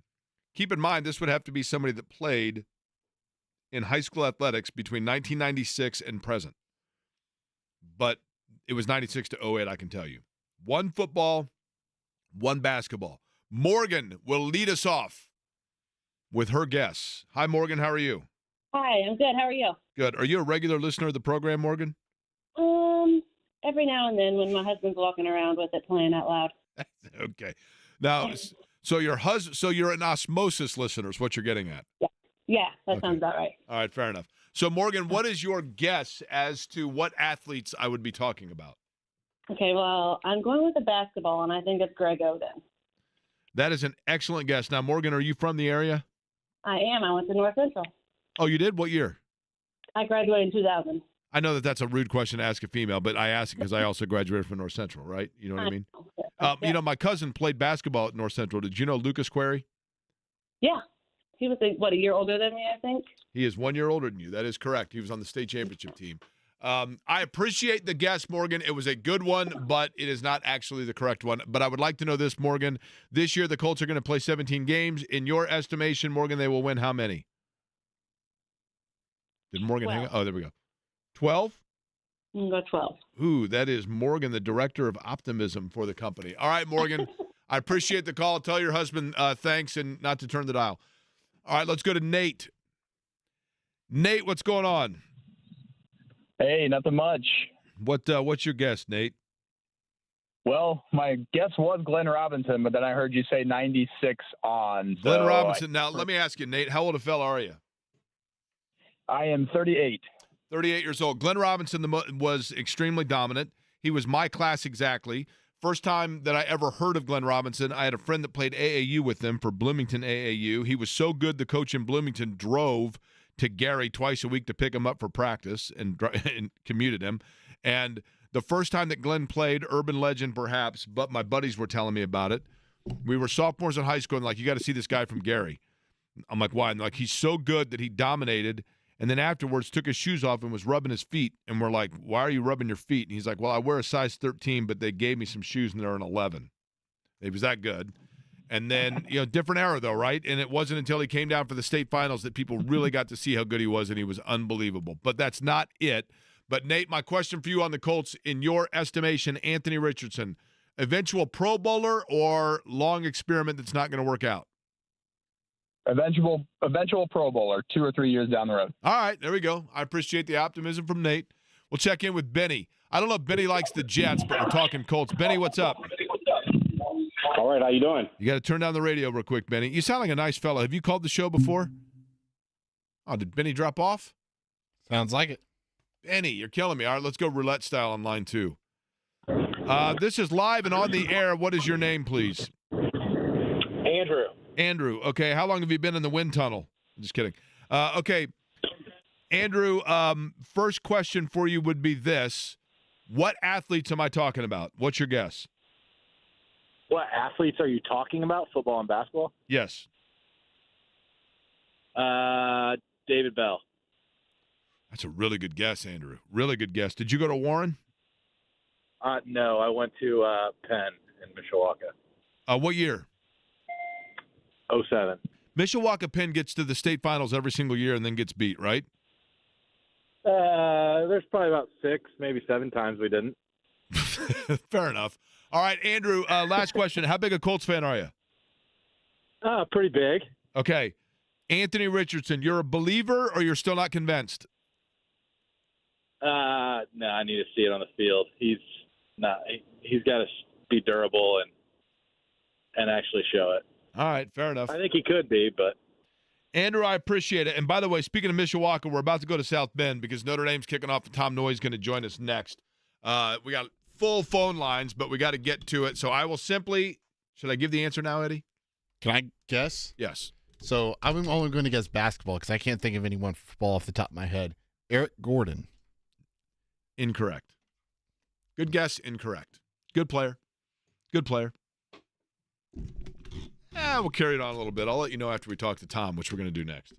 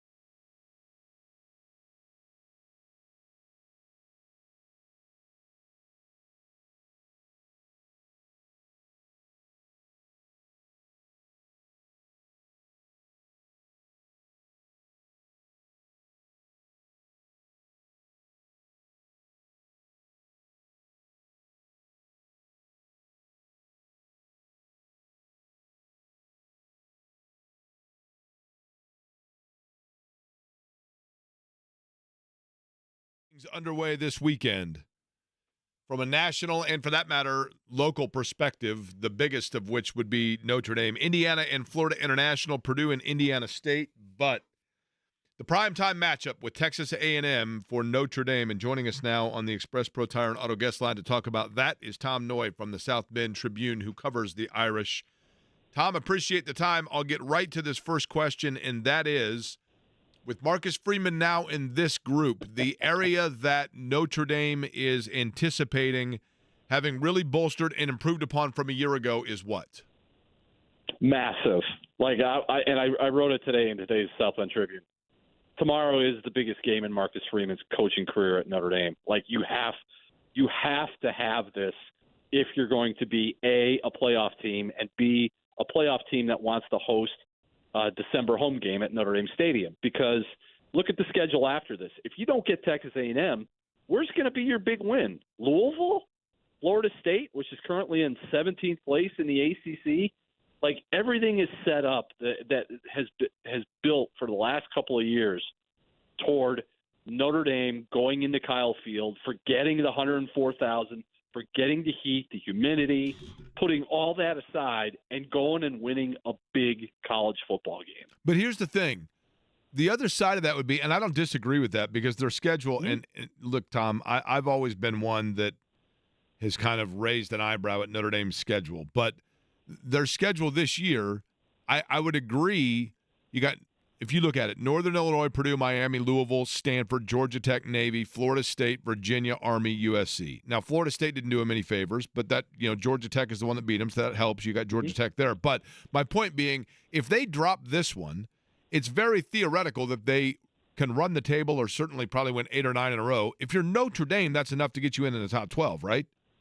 It is, but given Notre Dame's track record under Marcus Freeman, you do not want to white-knuckle it for the next 3 months if you lose this game, because you're still not convinced that somewhere along the line Marshall's going to happen again, or Stanford's going to happen again for Marcus's first year, or last year, Louisville down in Kentucky isn't going to happen again, or Clemson's not going to happen again. If you don't get this one, the margin for error is so razor thin with this team, because we just haven't seen them do that and say, we're going to start 0-1, we're going to run the table and we'll be okay, because there's always that in the back of your mind when you're watching Notre Dame football, when you're covering Notre Dame football, you're waiting for that other football to drop. Where's the Marshall game going to happen? Where's the Clemson game going to happen? Is this the year that Notre Dame can go 11-1? Okay, so they've done the area that a year ago caused those, and I don't mean from a focus standpoint, I mean from a schematic standpoint, the things that Notre Dame needed to improve on that you are anticipating they have done so from last year to this is what? Quarterback, I think Riley Leonard is an absolute upgrade over Sam Hartman. He threw up a lot of numbers at Wake Forest, but I don't think he was able to handle the spotlight at Notre Dame and deliver in the big game at 4th and 1 against Ohio State at home at night last year. Sam Hartman turns and runs the wrong way. You just can't do that if you're the Notre Dame quarterback. Sam Hartman throws a pick 6 against Clemson. So I think Riley Leonard, definite upgrade over Sam Hartman, and the wide receiving core. Like last year, the wide receiving group was it was almost embarrassing that they were a top flight college football program with some of those wide receivers. Now they have 7 or 8 guys that they can run out there as legit college wide receivers. They went in the portal. They got the wide receivers. They brought back one of the best defenses in the country. It's like that defense is littered with 4th-year guys, 5th-year guys, or in the case of Captain Jack Kaiser, a 6th-year guy. Like if this defense isn't one of the top 5 defenses in the country, when is it ever going to be? Tom Noy is our guest, Express Pro Tire and Auto Guest Line. He is, of course, with the South Bend Tribune covering Notre Dame. Okay, Tom, when you look at Notre Dame, and my apologies on, I probably should know this, but I'm going to rely on you because I don't know this.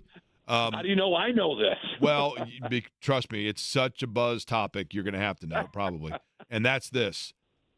I know the tradition of Notre Dame. That goes without saying. I know Marcus Freeman has kind of a cool it factor that some coaches can sustain that in 15 years in recruiting. Other coaches, like you look at Dabo Swinney, eventually it kind of maybe wears itself out. And that's where NIL comes into play. Theoretically, Notre Dame should be able to have a huge NIL kitty, but I don't know from a school standpoint how much they buy into or facilitate it. Where do they stand with that aspect of college football today? We talked with Marcus Freeman way, way back in May. All the print media were able to sit down with Marcus Freeman and have kind of an off the record conversation, on the record conversation. And NIL definitely came up, and Marcus Freeman was very confident.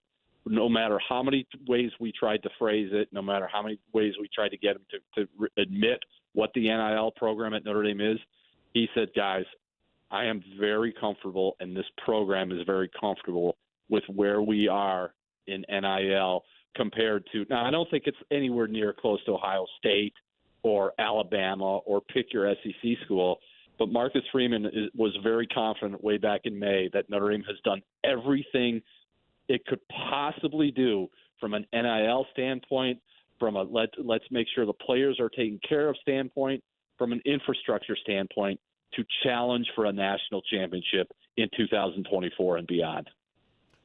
Tom, Notre Dame itself, there have been times, and I don't watch every single play of every single game, but there have been a few times where I've watched, I'm a Clemson fan, for example, where I feel like Marcus Freeman was still learning on the job. And that comes with anybody. That's not a knock on him. That comes for anybody. But is this a big year for him as well, just in terms of being able to show that the X's and O's or in-game decisions when the arrows are flying around and you got to make quick decisions, is there still room for improvement there?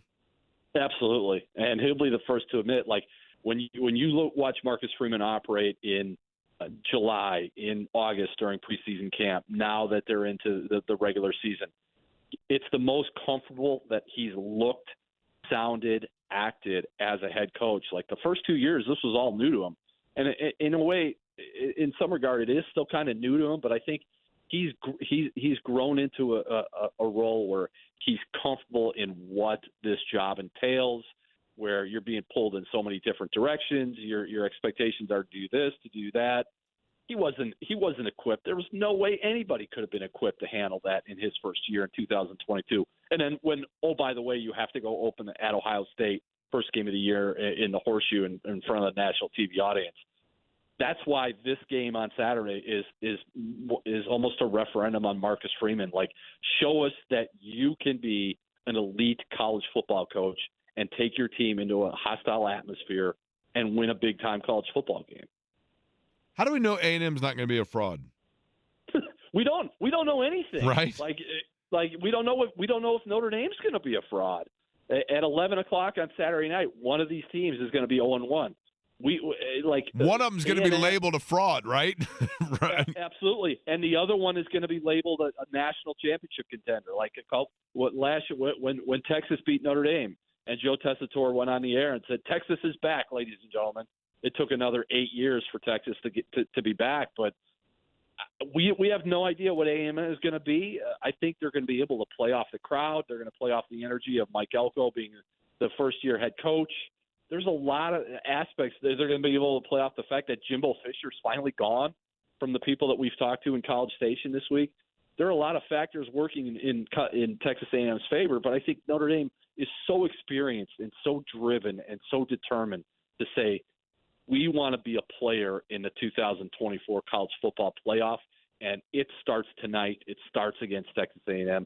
Let's go out there and just play Notre Dame football. And I don't know if they do that. If they do that offensively, defensively, I don't know if Texas A&M has enough answers to say, yeah, we're winning this game on our home field. What do we know about A&M? I mean, in terms of, as you have Tom Noy for the South Bend Tribune been talking to Freeman and seeing Notre Dame getting ready for this game, what do we know about the things of A&M that Notre Dame's going to – is this one where Notre Dame, because it's the first game of the year, do they try to pick a weakness of A&M and exploit it, or is it, hey, we don't know them yet, so we're just going to do what we need to do? Probably a little bit of both. Like, if you listen to Mike Elko, he believes that he's got the best interior defensive line in the country, which is a problem because Notre Dame's offensive line is suspect at best as we go into tomorrow's game with a new starting left tackle, a new starting left guard, a new starting right guard, and young guys at the other two positions. So Mike Elko believes in his defense. I think Connor Wegman he's a former five-star guy.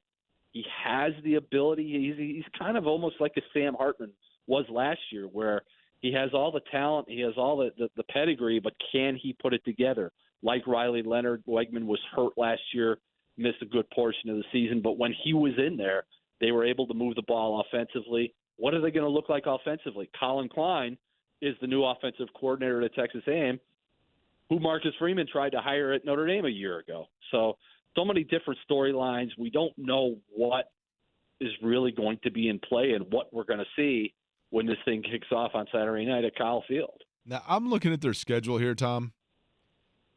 Tell me I'm wrong in this. This has to be a misprint. Is this really one of only 3 true road games Notre Dame plays this year? Yes. I mean, that's brilliant, right? Because yeah, it is. It is brilliant scheduling on Jack Swarbrick's part because they play Navy. The Navy game is always a neutral site game. So whenever they play Navy, quote, on the road, it's always at an NFL stadium or in Dublin. This year they're playing at the Meadowlands at MetLife. And then another one of their, quote, road games is Georgia Tech, but they're playing that at Mercedes-Benz Stadium instead of in Midtown at Grant Field. So that would give them 5 road games, but you eliminate those 2. It is at Texas A&M, at Purdue in a couple of weeks, and then at USC in the Coliseum Thanksgiving weekend. Now, I'm not going to lie to you. You kind of got cheated here, Tom, because instead of a trip to Dublin, you get to go to East Rutherford. Like that's not a great trade-off, right? Well, thankfully for me, since I'm the columnist A and B, entering my 27th season as Notre Dame men's basketball beat writer, I get to pick my trips. So I'm going to Texas A&M. I'm going to Purdue because it's a drive. It's a relatively early game. We came back to South Bend before 2 in the morning, and then I'll be out in Los Angeles for the USC game. Oh, you got to go to L.A., right? Absolutely. Now, okay, let me ask you this. When you go to L.A. to the Coliseum and you're on – because near USC, and this is people will throw you down a flight of stairs over this one. And when you go out to L.A., myself personally, I like right off the USC campus is – a Fat Burger. And I find Fat Burger to be superior to In-N-Out Burger. And people will throw you down a flight of stairs over this. I think In-N-Out is overrated and Fat Burger is underrated. Your thoughts? It is. The In-N-Out used to be a must-go-to place the minute you landed at LAX because there's one right around the corner from the airport. And the last couple of times that I've had In-N-Out Burger, it's not really sat well with me. So Fat Burger, yeah, I'd be open to Fat Burger. When you're in L.A. over Thanksgiving weekend and you've got USC and Notre Dame in the Coliseum, you're open to just about anything. I'm telling you. Listen, the other thing about In-N-Out Burger, I mean, it's okay, right? It's okay. But Right. but the fact that you could literally pull into an In-N-Out Burger at 3 o'clock in the morning on Thanksgiving and there's a line around, and you're like, what is going on here? It's like the line at any Chick-fil-A. Like 3 o'clock in the morning Now- at In-N-Out Burger in Los Angeles. Okay. The line's around the block. Tom, can you here's a column idea for you before I let you go, okay? I've never understood this. Chick-fil-A has been in existence for 40 years. They had a Chick-fil-A in the Caston Square Mall, and the little guy walked around with the little samples for years, right? It's been around forever. So what was it that all of a sudden, 10 years ago, it got to the point where there were traffic jams because the drive-through line was spilling out into major arteries of roadways on a Chick-fil-A everywhere in America. They've been around forever, so why was it that all of a sudden, after 30 years of existence, it became the hottest? It's been the same sandwich, and it's been equally as good the whole time. Is it because all of a sudden it seems more health conscious? What's going on? Do you know? Absolutely. I have absolutely no idea, but I'm starving right now. I could go for Chick-fil-A because I just landed in Houston. I need some food. I got to find some Chick-fil-A. Wait a minute. If you're in Houston, you can go to Whataburger. What about Whataburger? You like that? I can, absolutely. I've been to Whataburger in Texas. I could handle one of those right now. All right, enjoy a Whataburger. Get the little barbecue dipping sauce they have for the fries. It's good. Enjoy the game between A&M and Notre Dame, and we'll talk to you soon, but I appreciate it. You got it, Jake. Have a great weekend, my man. Right, you too. Tom Noy, Express Pro Tire and Auto Guest Line, talking about Notre Dame and Texas A&M. Okay, Eddie, we're going to – look, I respect Notre Dame. I don't like Notre Dame. I've been very open about that, but I respect Notre Dame. And I used to really not like Notre Dame, and now I'm just old enough that I don't really have sports,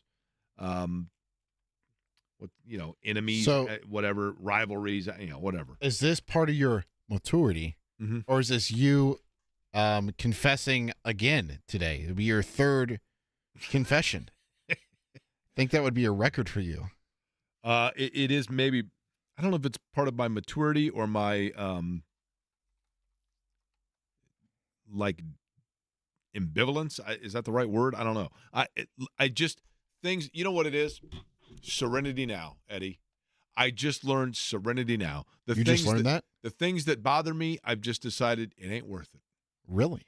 It ain't worth it. I've had somebody come into me before and say, so 13-0 doesn't bother you now? What's that? So a 13-0 run doesn't bother you now? No, I'm just telling you. I'm saying this 90% flippantly and 10% seriously.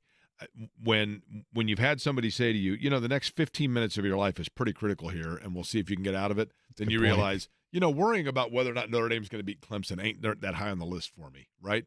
So sports is entertainment. So I just try to take it at that. But I will admit when they had that blocked punt that was, I think it was a blocked punt that was returned for a touchdown during Matt Churchman's 50th birthday, and Notre Dame, the roof caved in on Notre Dame, and I'd made a wager with Kevin Bowen on the Notre Dame-Clemson game. And the roof caved in on Clemson. It was ugly. That was difficult. The heart rate went up a little bit. All right, so back to the original question, because several people are giving me really good guesses here. Okay? In the time that I covered high school sports, and we've got a Feel Good Friday, by the way, coming up here in just about 15 minutes, but in the time that I've covered sports, the most dominant athletes I've seen, one was a football player, one was a basketball player.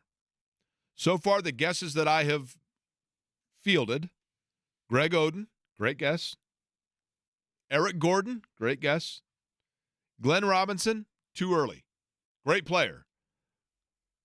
But And this David would have been Bell. starting in 96 and ending in around 08. And David Bell. And David Bell was a guess as well.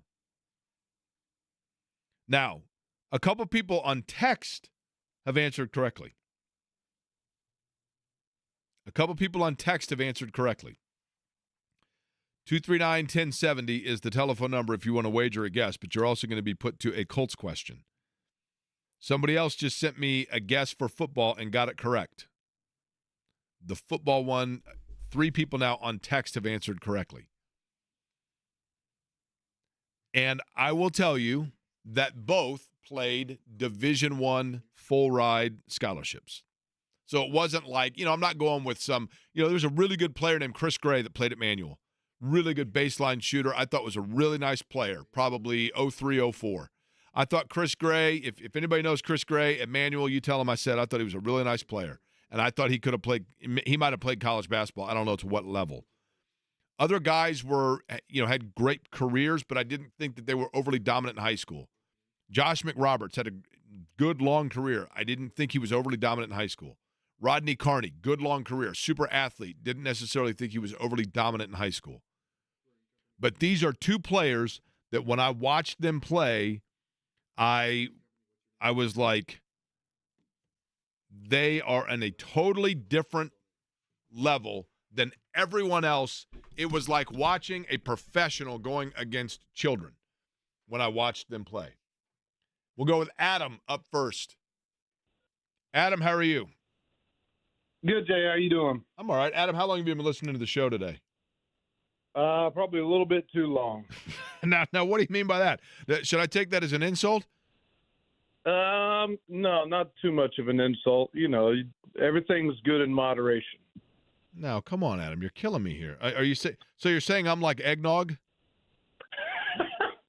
Yeah, similar. I recently quit my job, and you'll be happy to hear this because I used to work for, I won't name which one, but I used to work for a pedal pub company in town. So really? Well, it's a good. Excited about that. Adam, I'll tell you what, it's a good. And I'm sorry that I hope everything worked out on quitting the job, but it's probably a good thing that you left the pedal bar deal because as soon as I become mayor, those are all going in the White River, right? Oh yeah, I've heard a few times. Okay, no. Well, so Adam, are you looking for a job now, or what do you got going on in that regard? I'm a project manager at my house currently. We're expecting number 2 in October, so I'm putting in a bathroom, putting in a new bedroom. We're doing all the things. Congratulations! Breaking a bunch of code violations, so make sure no one important is listening. Well, you know what? Best of luck to you in that regard. I was going to say if you were looking for a job, let us know what line of work, and we'll see what we can't do for you. But you probably have your hands tied full a little bit here, right? Yeah, for the next 6 weeks, I'm a little bit busy. My boss, she kind of runs the show. So. Yeah, okay. All right, fair enough. Adam, what's your guess in terms of the 2 athletes? 2 best guesses. James Banks, football, and I didn't see him play. I'm a little bit younger, but I've heard all kinds of stories, and I was a high school football player that heard all kinds of stories. That's my football guy, and basketball, saw in person, both Greg Oden and Eric Gordon.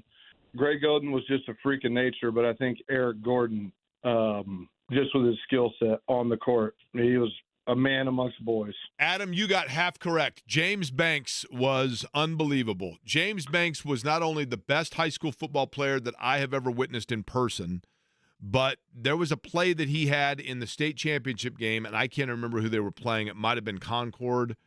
but he had an interception where, I kid you not, I've never had to do this. When I was working at Channel 6, it was on beta film. We had to pause it and then shuttle through frame by frame to find out when he came into the play to make the interception. I kid you not. I believe it. He was a great quarterback. He at Tennessee, he was a receiver. As a defensive back, and Adam, I appreciate it, man. Best of luck to you on the home project and on the family as well. He was so fast. The play that I remember when James Banks committed to Tennessee, the Knoxville television station called me. Not me, but they called Channel 6, and they said, hey, they just got a commitment from this kid at Ben Davis in Indianapolis. Do you have any footage? And I had a play, I believe it was against Lawrence North, where James Banks was in his own end zone punting. He was also the punter. There was an errant snap, and he picked it up, and he was in the end zone, and he ran around for a second and ended up returning it for a touchdown, and it was the most incredible play. It literally was the best play that I've ever seen at any level in football. James Banks was absolutely beyond a man amongst boys. There is no way. Maybe I'm overselling it, but I was an adult. It wasn't like I was 10 and I was watching this, and thus I have a jaded opinion of it. I mean, he was that dominant. So that is one of the two. So the football one's off the board. We got just a couple minutes left here before a Feel Good Friday, and see if anybody can guess who the basketball player was. We now have had Eric Gordon guest. We've had Greg Oden guest. David Bell was football, but also basketball. It is not David Bell. What other players basketball-wise were guest, Eddie? I think it was just Gordon, Oden, and Glenn Robinson. All right.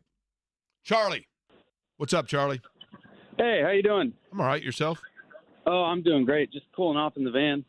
Pulling off in the van. Now, are you on the side of the road? How's traffic? Everything okay?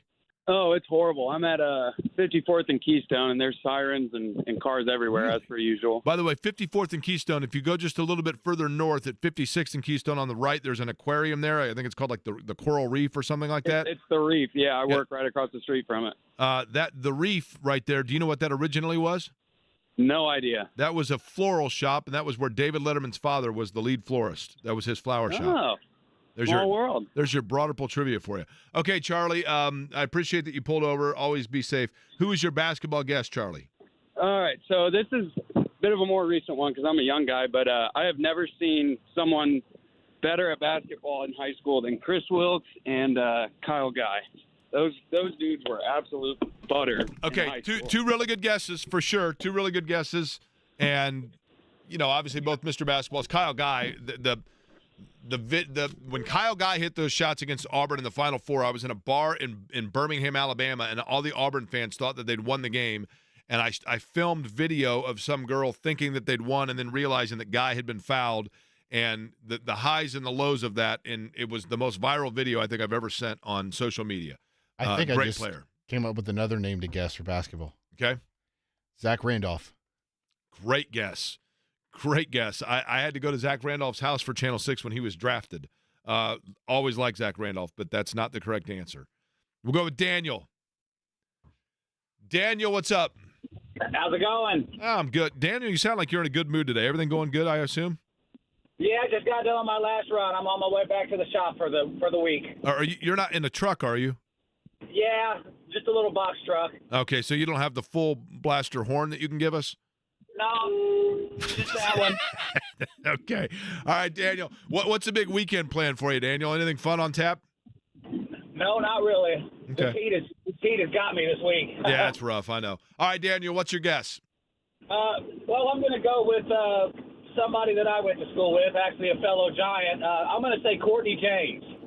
Courtney James, man. Courtney James, who got in a little trouble at Minnesota, if you remember. He was the one that, when Clem Haskins and Minnesota came here for the Final Four, and Courtney James afterwards wrote like some thesis paper that was the professor said it was the best paper that he'd ever seen in his history of being a professor at Minnesota. And Courtney James said that he wrote it during the Final Four weekend. And then they found out that it was actually like a faculty member that wrote the paper for him, and Clem Haskins has never been heard from since.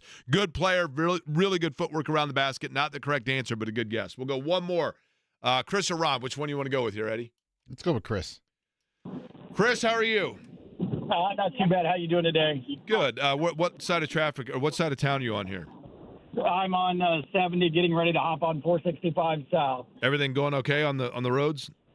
Not too bad. Just headed home. Okay. So. Well, 10-2. Hopefully safety first here. All right, Chris. Where's home, by the way? What side of town? You said you're heading south. I live in Bloomington. Oh, okay. All right, Chris. What's your guess here on the basketball person? So I'm from Bedford, so I'm going to say Damon Bailey.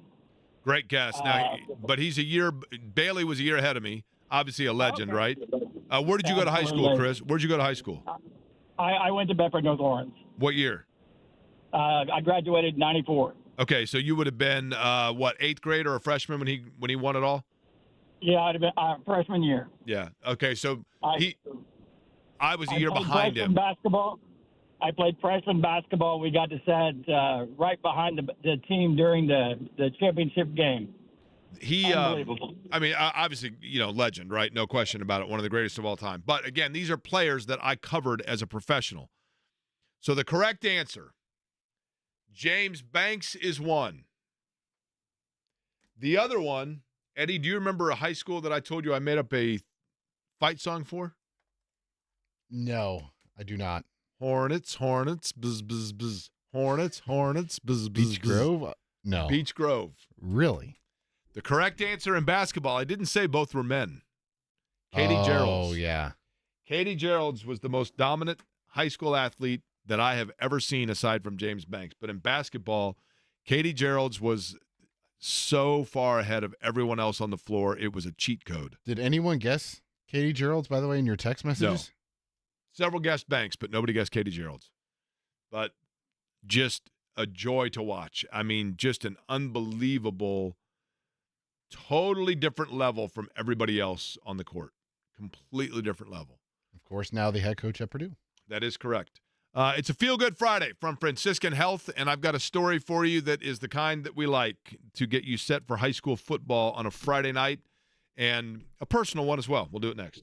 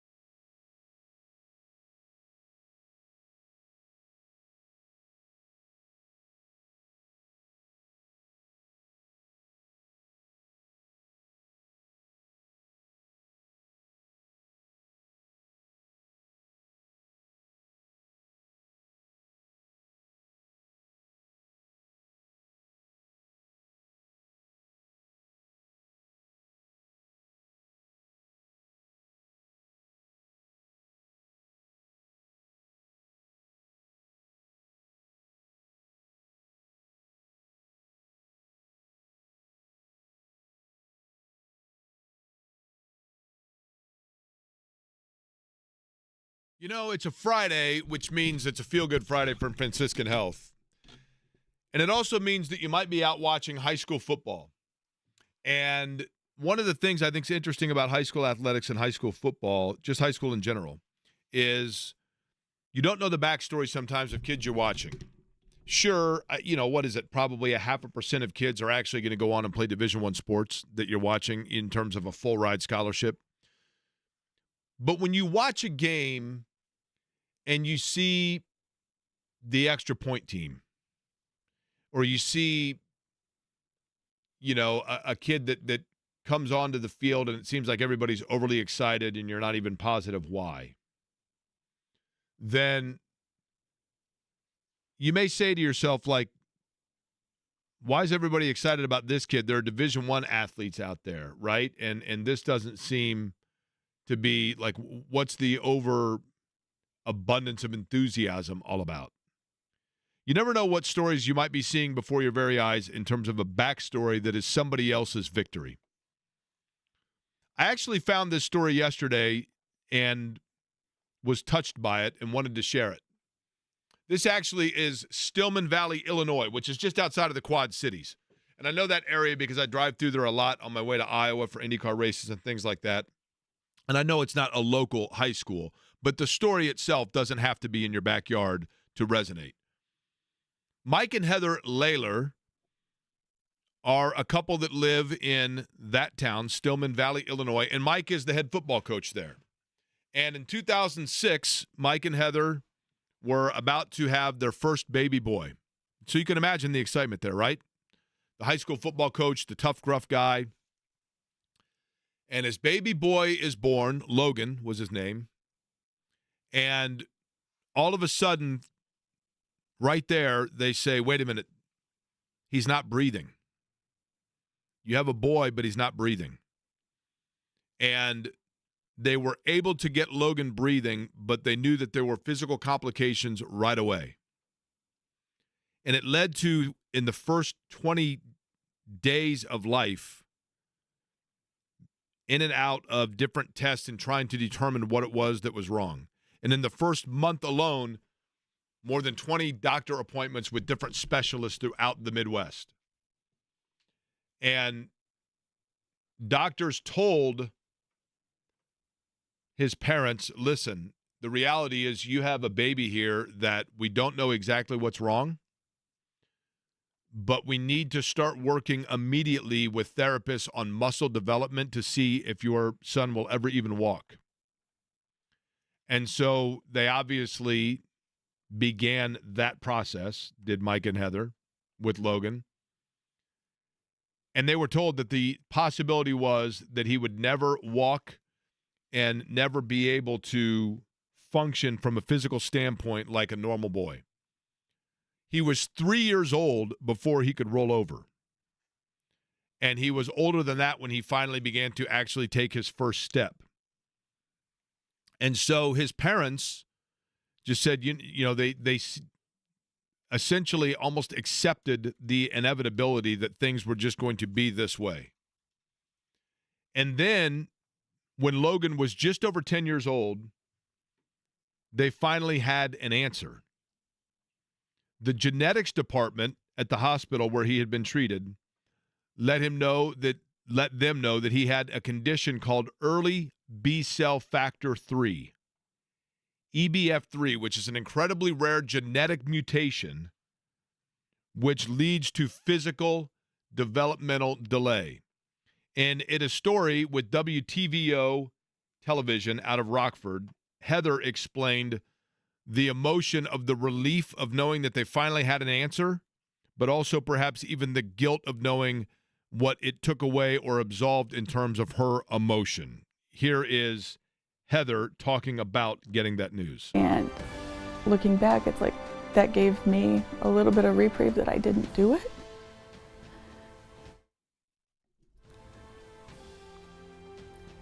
I didn't do it as his mom, but I couldn't fix it. I didn't do it as his mom, but I couldn't fix it.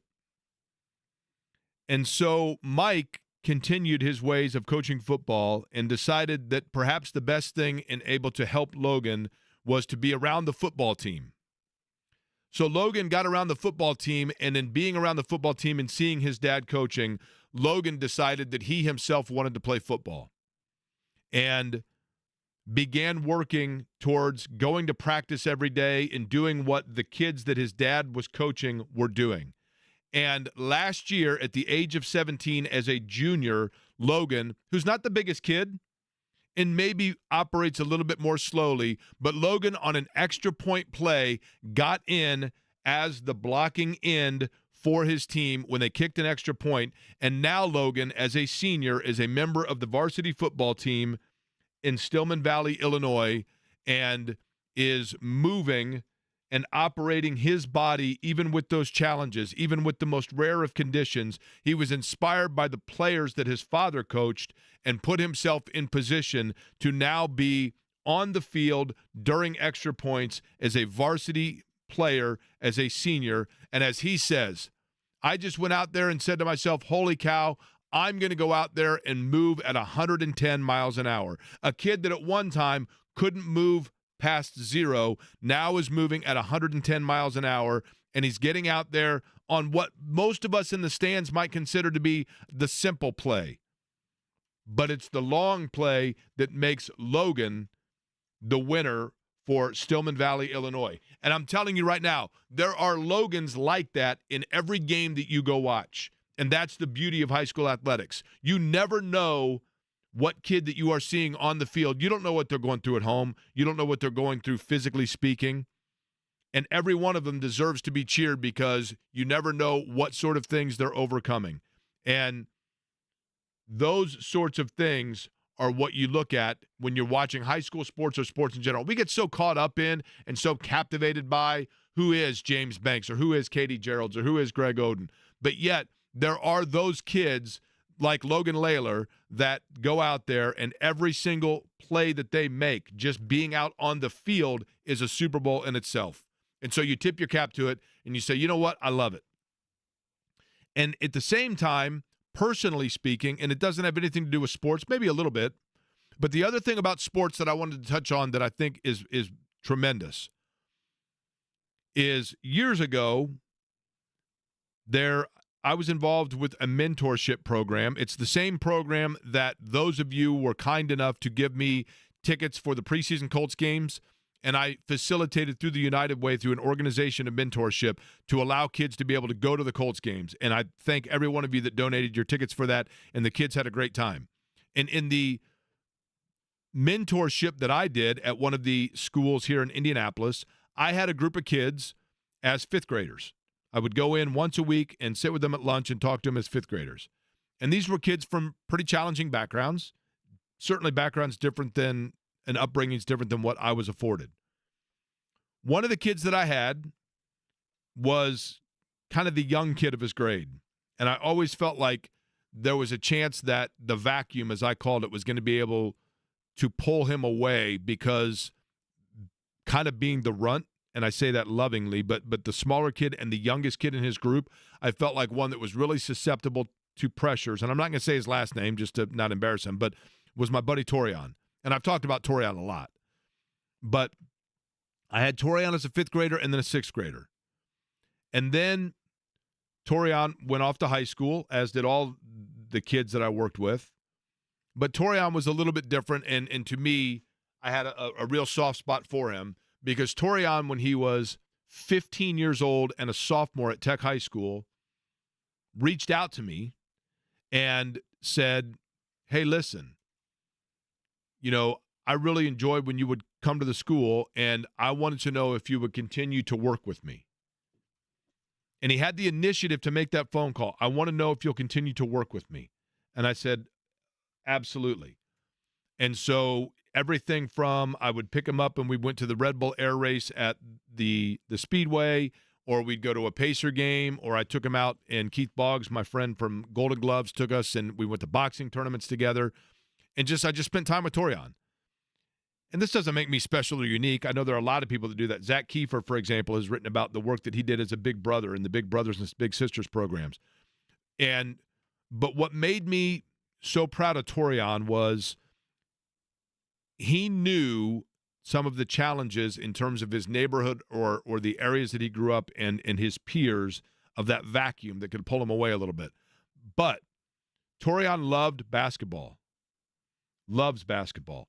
And so Torian made it on the Tech team, and he's a little bit small for a guard, but a nice player.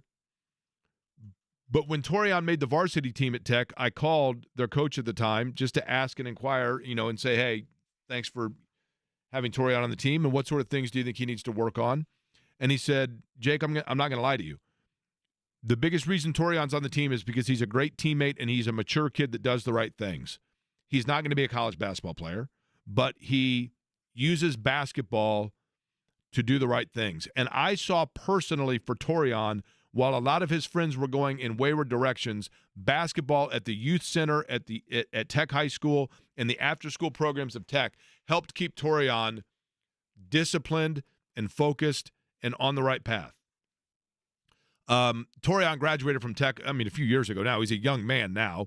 He and his girlfriend are wonderful parents to a baby girl, and I am thrilled because Torian just texted me the other day and had saved his money up at his job, and he and his girlfriend both work, and they split the day shifts in terms of the babysitting for their, not babysitting, but being parents, co-parenting with their daughter, where they live together. And he saved his money up, and for the second time in his life, Torian just sent me a text. For the second time in his life, he was on an airplane because he saved his money up for he and his girlfriend to be able to go down to Florida for a 3-day vacation, and it's only the third time that he's ever been outside of the state of Indiana and the first time he's ever been to the state of Florida. And it was sports that, in my opinion, facilitated for that for Torian.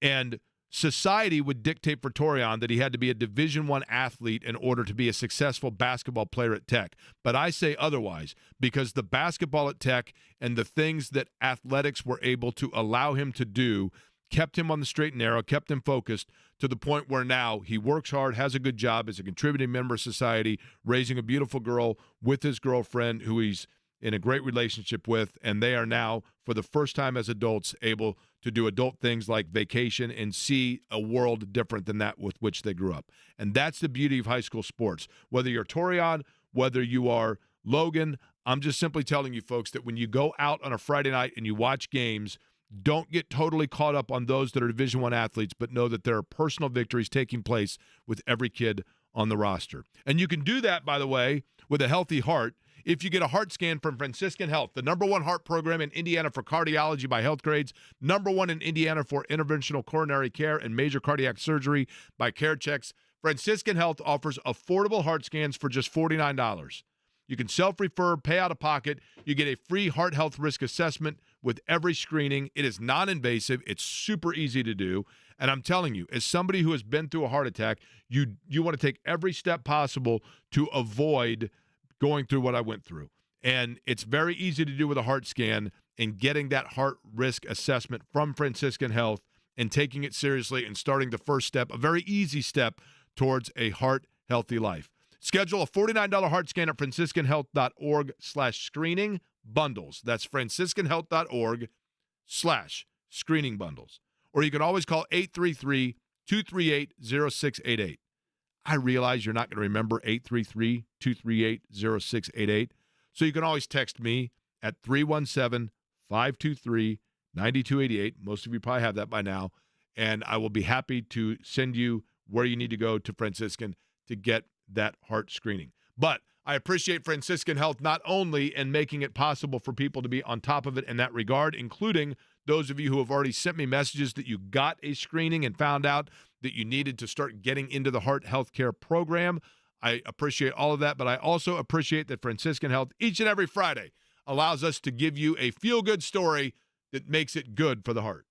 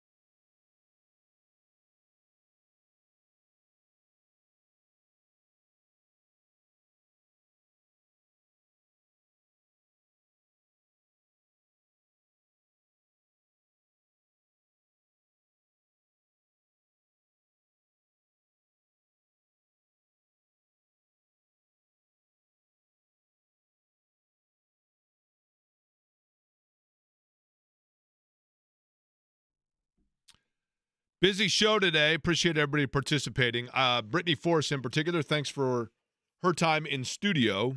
That is going to be available on the podcast, including a fairly in-depth conversation about the health and recovery of her father, John Force, which I think if you are an NHRA fan, you would have interest in that. U.S. Nationals is this weekend. Kyle Neddenrip talking high school football. Tom Noy from the South Bend Tribune with Notre Dame, and, of course, Kevin Bowen, who you just heard from. We are off on Monday, correct, Eddie? That is correct.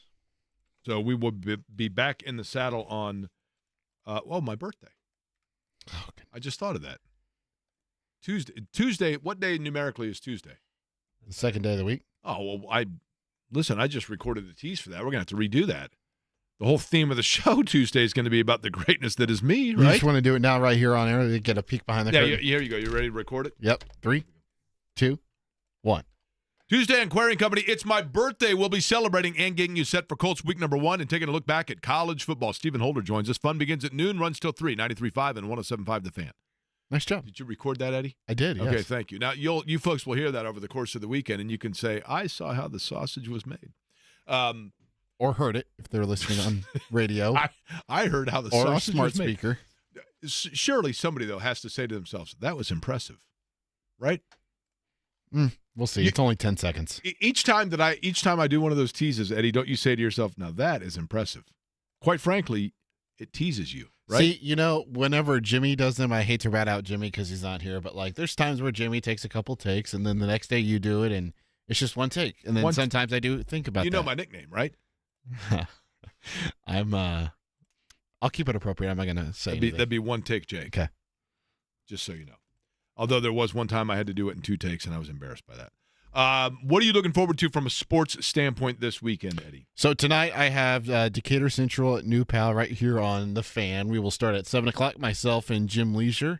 Should be a good game. As you heard with Kyle Nutrip, Decatur losing week number 1 to Columbus North, 41-15. New Pal coming off a win last week, and the Dragons are ranked first right now in Class 4A. And then on Saturday, I think I have a fantasy football draft Saturday, and then I'll just take in all the college football games that are going on. Have Indiana Sports Talk Saturday night with Bob Level from 9:30 to midnight across Network Indiana. And then on Sunday will be a nice relaxation day with one more fantasy draft. So Purdue, what about you? One more. How many fantasy leagues are you in? 5.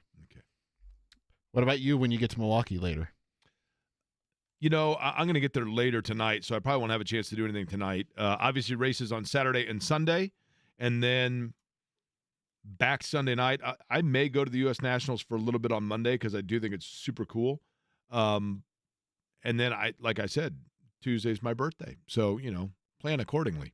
Although I am well aware my 50th birthday was super special and super fun, and that was 2 years ago. 52, it's like, yeah, okay. Good for you. So I get it. I'm curious to see on Saturday from a college football standpoint. Obviously, you've got Purdue and Indiana State, Indiana and Florida International. I think Indiana is going to be good. I think Purdue beats Indiana State, obviously. Clemson is, for me, of interest, but I think Georgia is. The question for Clemson simply is, do they cover the spread? And I don't know that they do.